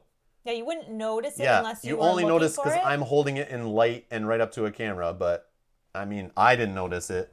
It's very like nice glossy finish, but yeah, but you can't tell on the art that I just jammed a chip on the mat there. So yeah. But this is prototype. This is not final production. But I would hope final production is better quality than this, and this stands up pretty good to it. So yeah. Jad has a funny message that he's trolling you. So the main message today is this channel is transforming to a full dexterity games. Yeah, that's all I'm playing now. So next we're going to be playing Terror in Meeple City, where I'm going to be blowing components around the table and trying to knock over buildings. That's the one dexterity game we have. I don't know if we have any other dexterity games, actually. Oh, what's another one? Isn't that Ice Cool? Yes, we have Ice Cool. So that's what we're doing this. I'm not doing Mage Knight anymore. I'm going to play Ice Cool. Solo Ice Cool playthrough. Oh, that's good. Solo conquest mode in Ice Cool, actually, where I try to conquest the game by myself by flicking penguins around everywhere. Grab Flick of Faith. It's the only Dex game I really want. I now need to look this up, Shade. Never heard of it. So Lisa says, with the neoprene, how does that affect the chips not bouncing and staying put on the cogs? Yeah, so I think we'll have to do that at the very end. Like, we have to plan that maybe after. But I don't have any neoprene mats I can test chips bouncing on. I know. How would I do that? Maybe after I don't think I have Saturday? anything. Yeah, like to test it? I don't think I can test this. I don't think I have the proper equipment. Oh my god. But yeah, maybe. Well, we are playing on a neoprene board, actually, like a neoprene mat on this board. Oh, so like, for example, Let's see. Yeah, this is Like, a neoprene mat this here. This is one of the games. Oh, that works. That game would work. Yeah. So. Yeah, it does bounce, It does though. bounce, It does yeah. add more of a bounce. But Interesting. I don't know. Yeah, it doesn't change spinning of a chip. It actually makes that easier, I think. Maybe. It would stop making so much loud noise. Like. It might be the dice, too. Oh, no, we don't roll them on this. Not really, but. Oh, we do in some games. Never mind, I'm lying. Anyways, yeah. But yeah. But it is fun. It's a fun game. I find it fun. It's definitely any game that has luck to it. I know I hate luck. I hate too much luck. But you got to be honest if you're thinking about it. Games full of luck, like rolling dice. Those are rolling dice, random card draws, drawing stuff from bags. Those are the games that sell bucket loads of copies. Bucket loads. Quacks of Quedlinburg, a whole game based around drawing out of a bag. Won awards, everybody's buying it. You can't find copies. It's crazy hot. Okay, I can see why games are throwing everything in a bag, drawing out of a bag now. You can trace all this stuff back to other games that have sold like hotcakes. How many games like Monopoly and all these other games all were rolling dice, all these classic games. All these games go to Walmart or Target or any of these stores. All the games on the shelf that everybody has in their collection who doesn't know about better games are buying games with this stuff in it. Even people in a hobby, the highest selling games are all games that are more full of these kind of mechanics. So I can see why this game's full of that. But on our channel here, this is not usually what I focus on, is games with these kind of mechanics. But I can see why they would do this. This is the type of game that if you saw at a convention, everyone would be having fun, rolling dice, jumping up and screaming, flicking chips, doing dexterity challenges, having a good time. I've walked by many games at conventions where everyone's screaming because they did some dexterity thing and they're all laughing, and I'm like, what is that game? And if I walked over and saw this game that had poker chips and the big chunky dice and the cool colorful tiles and Vaki chips and all that stuff, it's going to catch my eye, and I'm probably going to say, can I try it? Or maybe, do you have any copies left? Like, I can see it's definitely a good table presence game, that's for sure. Dice, cards, and paper money sells games in the 1950s anyway. Yeah? Yep. That's true. But they're doing a high quality here, so if you're looking for, a different type of game and you expect the high quality components to give you that, it might not be that game for you. I don't know, But maybe in the next few chapters you'll see as we go if it... I think the problem a lot of people have is when you think of a dexterity game, like a game full of dexterity challenges or full of colorful dice or poker chips and stuff, you normally don't think of an expensive game. Like when you think dexterity game, you don't think you're going to be spending hundreds of dollars on high quality components and shipping rates and all that stuff because of the weight. So I think that's where some people have issues. But you got to understand it's not, I don't know. It's every game at this price point's like full of minis and hundreds of hours of gameplay. I don't know if this game, it definitely doesn't have minis. I don't know if it has hundreds of hours of gameplay with this is just prototype though. I don't know. Yeah. But I got to read what's in the actual Kickstarter. I don't even know what they're offering right now. I don't even know what the stretch goals are or anything. So as far as I heard, there was no stretch goals listed earlier. Really? Yeah. Oh. I thought someone even said that at the beginning of the chat today. I'm okay not doing stretch goals. That's a strategy, and I'm okay with that. The one strategy I don't like is purposely doing like a fake funding goal. That bugs me. But yeah, I think this project did that. But let's see here. How do I just search? Let's do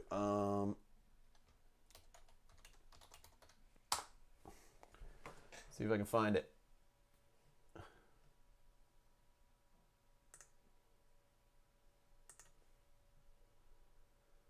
Okay, any stretch goal is the chip over cardboard components. Well, I gotta change 1 sec. Gotta change to the more accurate numbers. Well, the money, everyone always talks about US dollars in our chat and reports back on US dollars, so I always got to change it to that for the stream. Okay, so they've almost funded. Yeah, but having this goal, I think is very just low. It's because they want to say it funded in so many minutes or hours or days or whatever. Yeah. Everyone just does that because it's a marketing stupid thing. But if that's all they made, they're gonna have to charge more for the game at that print run, I think. But yeah, so 28 days to go. So first 72 hours, you get a free gift, a promo active player marker. Okay, so instead of the one we have, it'll have all the faces in the back. A free weighted chip active player marker with exclusive art. Available for purchase after the first 72 hours. Okay. Okay. Sure. All right. Deep character customization. Intense action combat. Endless path quest system. Premium chips and dice. 200 plus page. Choose your own adventure style narrative. Okay. Sure. Actually, let me see if I can blow this up here. I was going to do a stream earlier today doing this, but I just had other things I had to do. I couldn't do this in time. JRPG-like battles. Okay, where's all of the junk you get here? Let's find it. So 98 US, I assume. Mm-hmm. So $100, which makes sense for like all the components. So sorry, up there where it says 130 MSRPs if you buy it in the store later. Yeah, it's going to come out at $130 US, but it's usually kind of inflated. Like most people know, you can go to certain stores and they'll have it less than MSRP. Okay. Because I think it's like a 40% markup is usually what it is based on what stores get it, but some stores will sell it only like 20 or 30% markup is my understanding in the board game hobby. But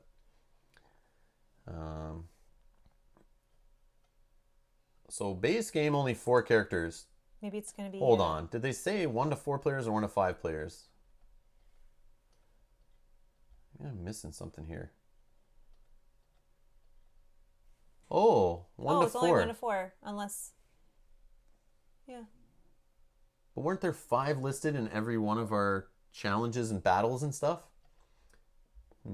I thought they would have a stretch goal for a 5th character. Maybe that exists. Yeah, maybe they just haven't listed them yet. Maybe they changed their mind. Maybe they're not doing 5. I thought there would be 5 in the final. So you get a bunch of foes. There's all the cogbots that we didn't really show yet. You'll see more of that in the future. Okay. Yeah, see, they're going to do like the non-weighted chips for health and shields laid in the base set, which I'm fine. That's fine. I don't need that stuff to be premium. As you guys know from Too Many Bones and Cloudspire. I appreciate people like Nick Eastland, who was on the chat earlier. Thank you for a premium Too Many Bones set. I thanked him so many times, but yes, I appreciate him sending that over to the channel so we could play with them. I'm not knocking it, but I don't need it. It's a huge want. Yeah. A huge want. I love premium chips. Let's see here. Item cards, 24 target cards. Sure. Lots of cards. Stat dials we saw. Got our bingo chips there. Currency tokens. So yeah, it's going to be all cardboard for these tokens in the base game. Oh, cardboard for these too. Oh, okay. And not cutouts. Maybe that'll be something that they change though. Yeah, maybe. Just when you're flicking die and... Yeah, to hit those things. Yeah. Books and bag. Yeah. You get some books. You get a bag. What is it? Oh, this is a notepad for saving your game that we don't have. Oh, okay. So you can spend 148 to get the Watcher's Chosen's pledge. There you go. There's the chips we have, like nice weighted chips. But they also replace all the Vaki chips even with poker chips. Like these? Yeah, the little bingo chips get replaced. I don't know with weighted. I don't know that that's needed. I would like that, but I don't think it's needed. But that's cool. Currency chips, so your money is even poker chips. Conditions are poker chips. Watcher's blessings become poker chips, and those all what we have. Yeah, then we have our chips like these. That's what's in our set. Add-ons you can purchase, so you can select your box option. So if you don't like the hexagonal box, which I think is neat. Neat, yeah. But for all those who own Kalaxes or shelves that they like square boxes on, it is kind of annoying. Yeah. You can add on. You can just buy part of the upgrades if you don't want the full bundle. So if you're like, I don't care about my Vaki chips being upgraded. Oh no, they all come together as a bundle. So you can upgrade all this for 30. I don't know. Okay. Oh, here you go. Oh, Neoprene game mats. 3mm stitch edge neoprene Vaki. Yeah, I think they need to do something about these dials though. If they're circle, it's fine if they're indented. But I don't know if they can do that with neoprene. I think they just have to make cutouts. Or have okay. And then you spin it. Kind of like another game I know that has circle holes in their neoprene mats and you twist a dial. I think I've seen that used before. But they could go that route. The neoprene character mats. Oh, that's neat. Okay. Yeah, sure. So it costs an extra $20 to get. So $5 a mat. And then this one, that's $5 US, which is like, what, $45 Canadian at this point? So if someone wants like a whole blinged out copy, this is very expensive. Yeah, like $250 or something, I think I saw earlier somebody was saying. Oh, okay. It's crazy. And then here's your promo marker, that's $2. So if you back early, you get a $2. And then here's stretch goals. Are they not saying or? Stretch goals. 40K. Spot UV on box. What does that mean? What does that mean? Ultraviolet. Spot UV. Does anyone in the chat know what that means? Spot UV? The worst is the Oh, we'll get there, Lisa. We'll get there. I don't know what that means. Let me see. I don't know. But that's the only thing that they have listed right now. There's going to be a 5th character. There has to be. Oh, shiny parts? Oh, okay. Sure. Okay. I guess it goes with the aesthetic, right? They want to be high quality videos. Okay. Okay, we got some previews. We got a oh, here you go. You can watch this. If you guys want to know how to play the game or see all the other dexterity games, how they work, if you're curious, I'm assuming these rules videos will show that. So the Game Boy Geek. Oh, they got quotes here. Uh-oh. Let's see what the quotes say. So this guy, Mark Street here. This game has so much going for it. I had a blast playing it, and I only played solo, and I don't do a lot of solo games. The solo experience was just as fun. Okay. But how does he compare it? Yeah, how do you know it was just as fun if you just played it solo? Okay, that's fine. Okay. In his opinion. Sure, all right. Maybe that sentence should have been I guess it's like me saying I don't want to play the solo. I just say flat out I haven't played it and I don't want to play it solo. But I can't knock the solo though. I've never played it, but he thinks the solo is just as fun as playing multiplayer, but sure. That's okay. I can't wait to play it with a gaming group. Dawnshade has a lot of the things I love about gaming. Yeah, see? Yeah. It does have, like I said, that's exactly what I said. It has a lot of the things, like a lot of popular games have. It's put that in here. It has a lot of things from other games that have sold a lot. Yep. That's what I see here.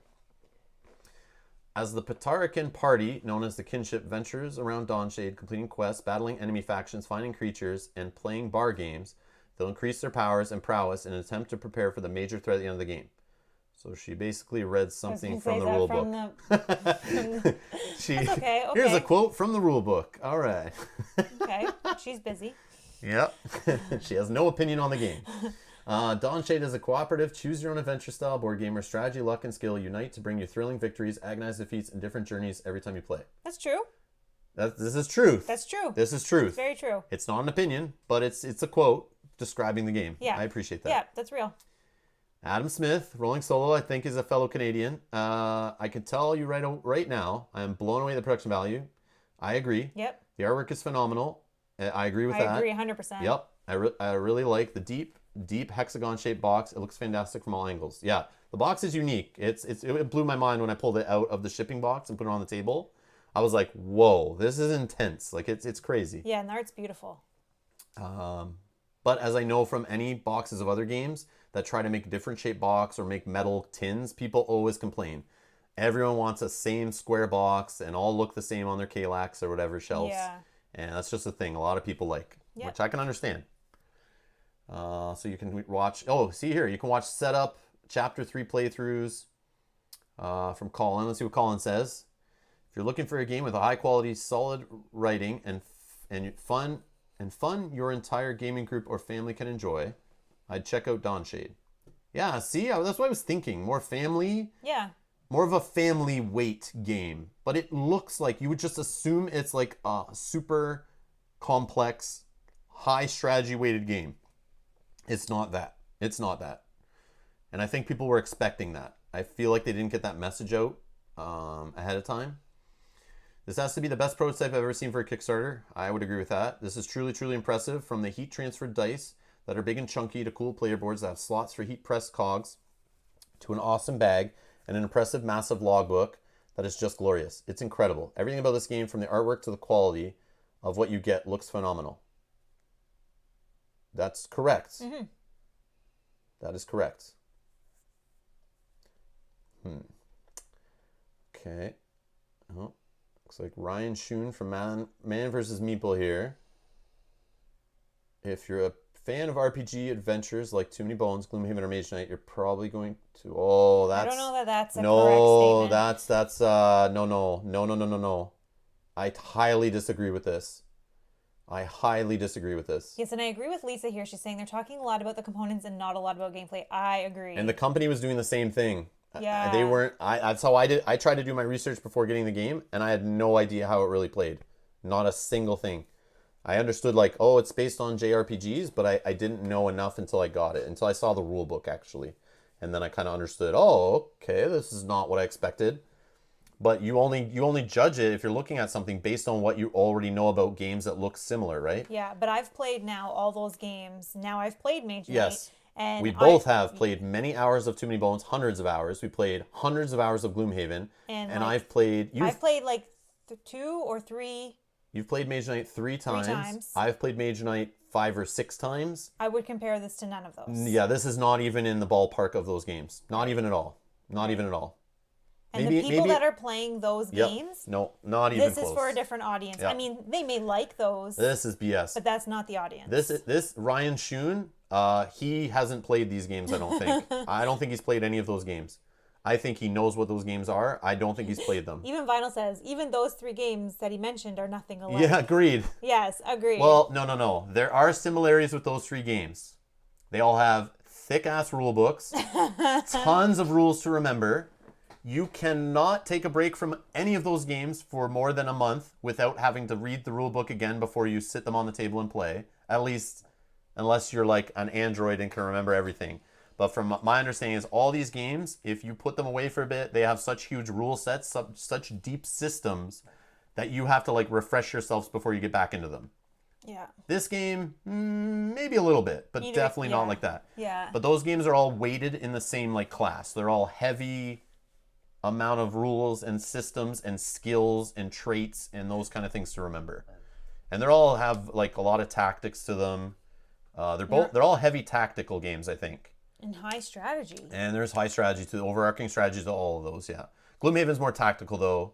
There's not much overarching strategy. You just kind of deal with each little mission as you go. But there's complex movements and complex things. There's strategy, yes, from the beginning to an end of a combat session, yes. There's a strategy to like how you're balancing your cards for that whole play. Yeah. I guess. Yeah, okay. Yeah, Gloomhaven has quite a bit of strategy there, yeah. Yep. But so I don't necessarily agree with that one, but oh, that's too bad. That's his opinion. I hope people don't back this game thinking they're getting one of these games. They're going to be very sad.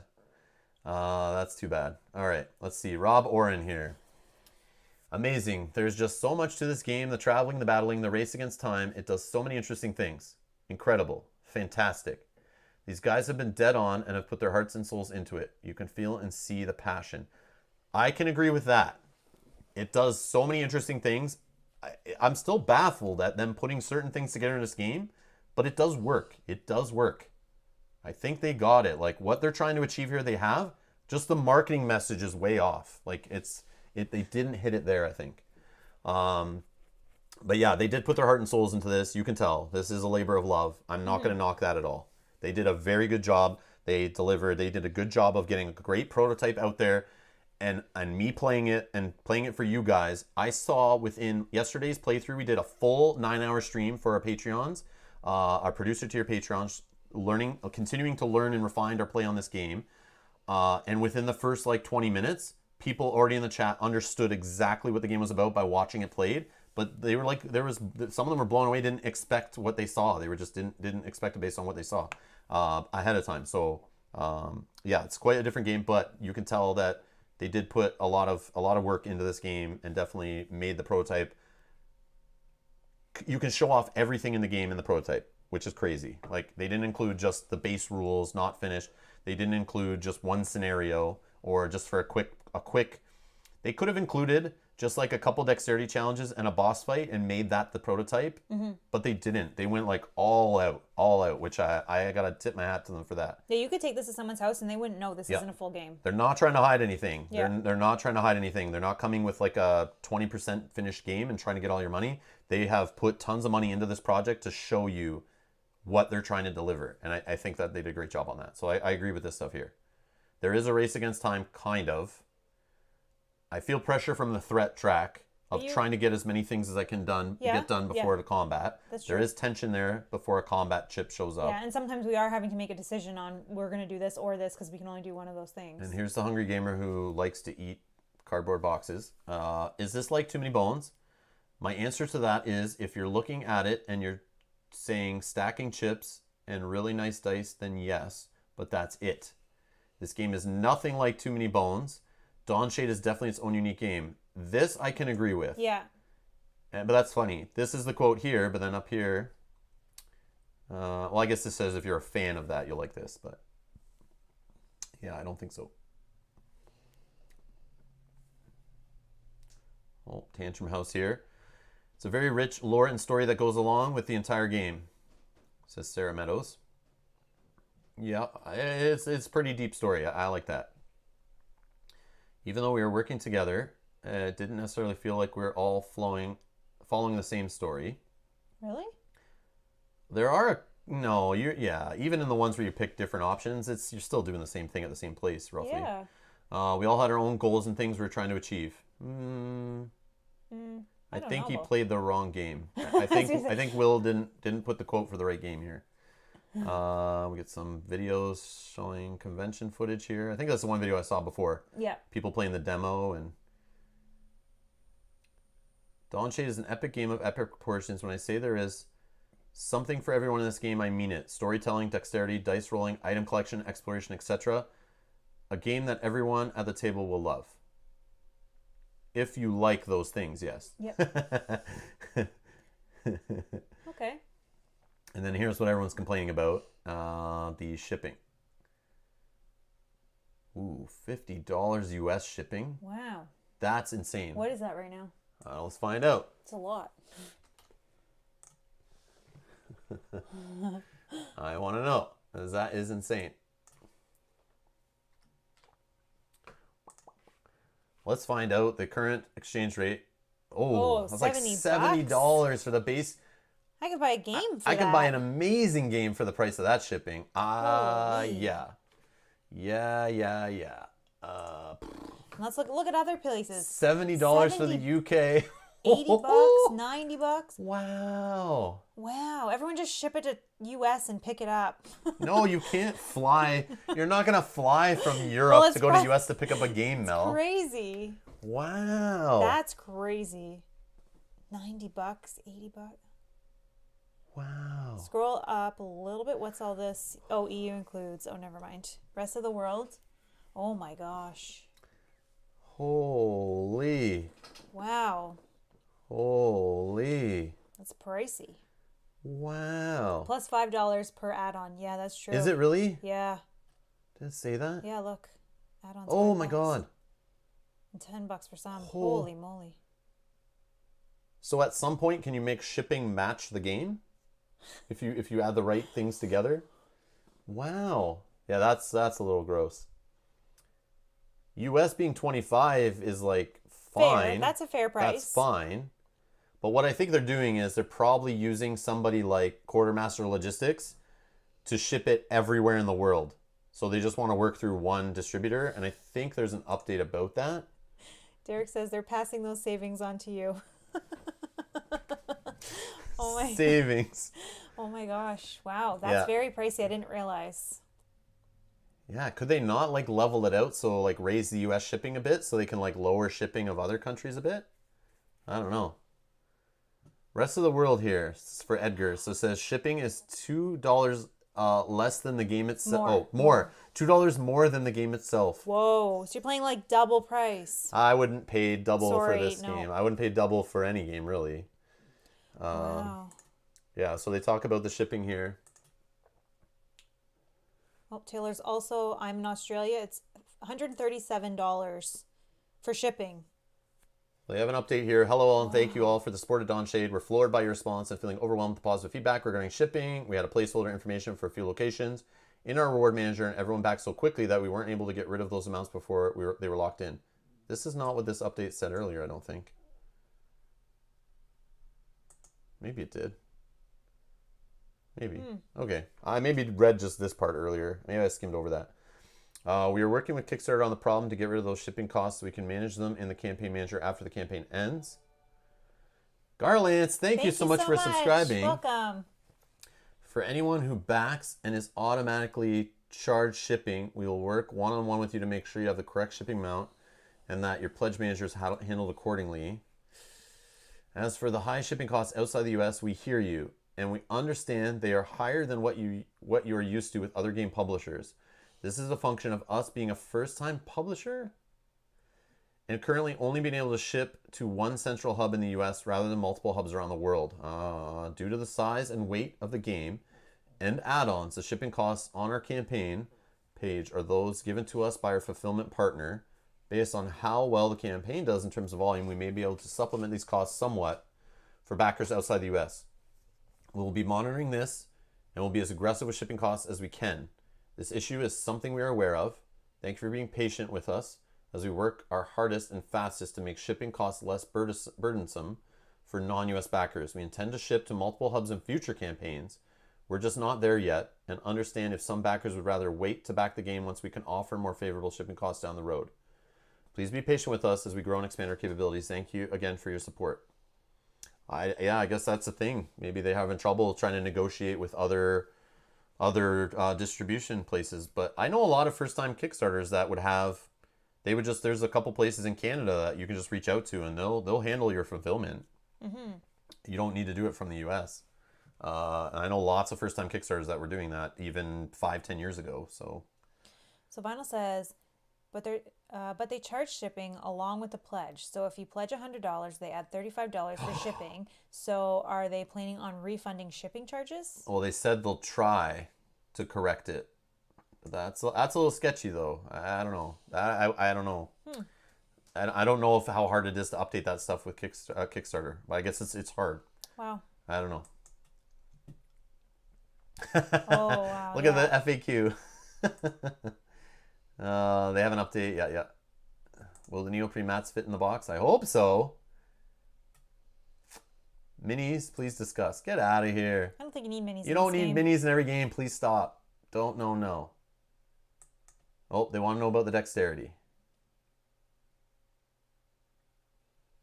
And are you EU friendly? Not right now. No, they're not really anywhere friendly, other than US. US friendly. Yeah. Well, I wonder if that's affecting their that goal is here, definitely, because people look into it and think that's very expensive. Yeah, that's I don't know.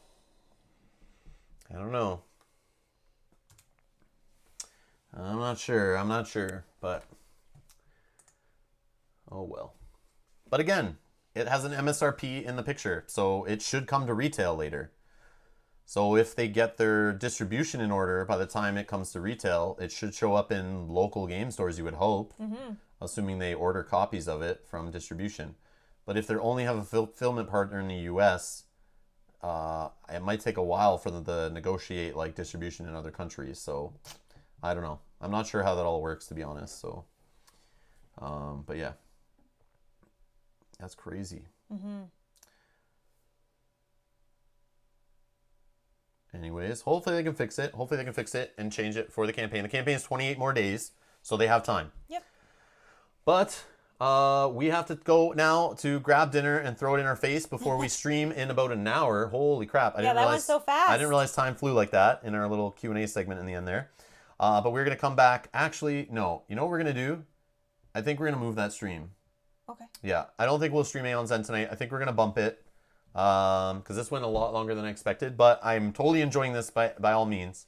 But I have other stuff I had to take care of too between streams, and 1 hour to eat and do those things and get to a stream going. It'll be a messy stream. Okay. I'd rather have quantity over quality, so we're gonna bump that Aeon Zen stream to another evening. So stay tuned. Do you always do a Q&A before a stream? No. This is after a stream. Oh yeah, sorry Derek, we're just ending. Oh, he may have came later. Oh, yeah, we already played This is the first chapter. But go to youtube.com/Rob's Gaming Table. We have chapter 2 scheduled and chapter 3.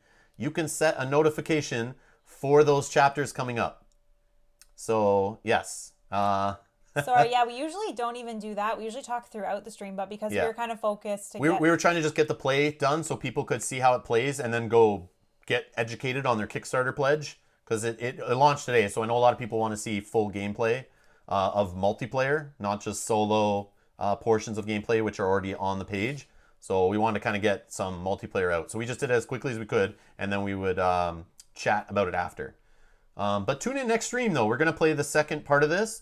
You can watch this after the stream, and then we're going to see the second part where we get to do different things at different outposts, see some different events, different battle situations. And then we're going to move on to Chapter 3 on Saturday and play that. So if you want more of Dawnshade, more is coming on the channel, subscribe, hit the notification bell. If you like playthroughs like this, we do tons of them on the channel. It's our thing. We do long playthroughs of medium to heavyweight games all the time. We do have like a casual Thursday night usually where we play something lighter and less complex. But we mainly focus on like campaign playthroughs, legacy playthroughs, heavier games, solo, multiplayer, co-op, competitive, all games, just playthroughs. No reviews. No reviews here. No. Not yet. And I know, Derek, I know what Couriers is. I was going to get into that, but it's made by WizKids, and I'm not a fan of their quality of their games, so I passed on Couriers. When that was a thing, when like many years ago when they did like Couriers, they have a whole bunch of versions of that, right? It might be good. Like I like Mage Knight, but the quality is like it's WizKids, so I just don't gravitate to WizKid quality, so I passed on it. But I can bet it's a good game. It's like a dice builder, right? Which could be very interesting for me. But yes, I appreciate that. But that's just why I don't have Couriers, but I know what it is.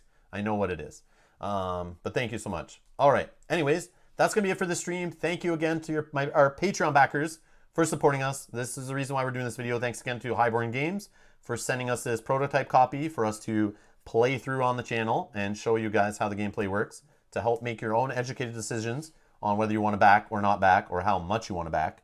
But yeah, that's what we do here. So if you like that, subscribe, hit the notification bell, hit that like button if you like this time you spent with us here, and leave comments down below if you're watching this later. And special thank you to everyone who watched us the whole time during the chat or joined us at all during this live stream. You guys are all awesome. Thank you for spending time with us. And we'll see you guys with more Dawnshade on Thursday and maybe tomorrow with some Aeon's End. Sure. But we'll figure that out. But yeah, thanks a lot for watching, and we'll see you in the next stream. Bye-bye.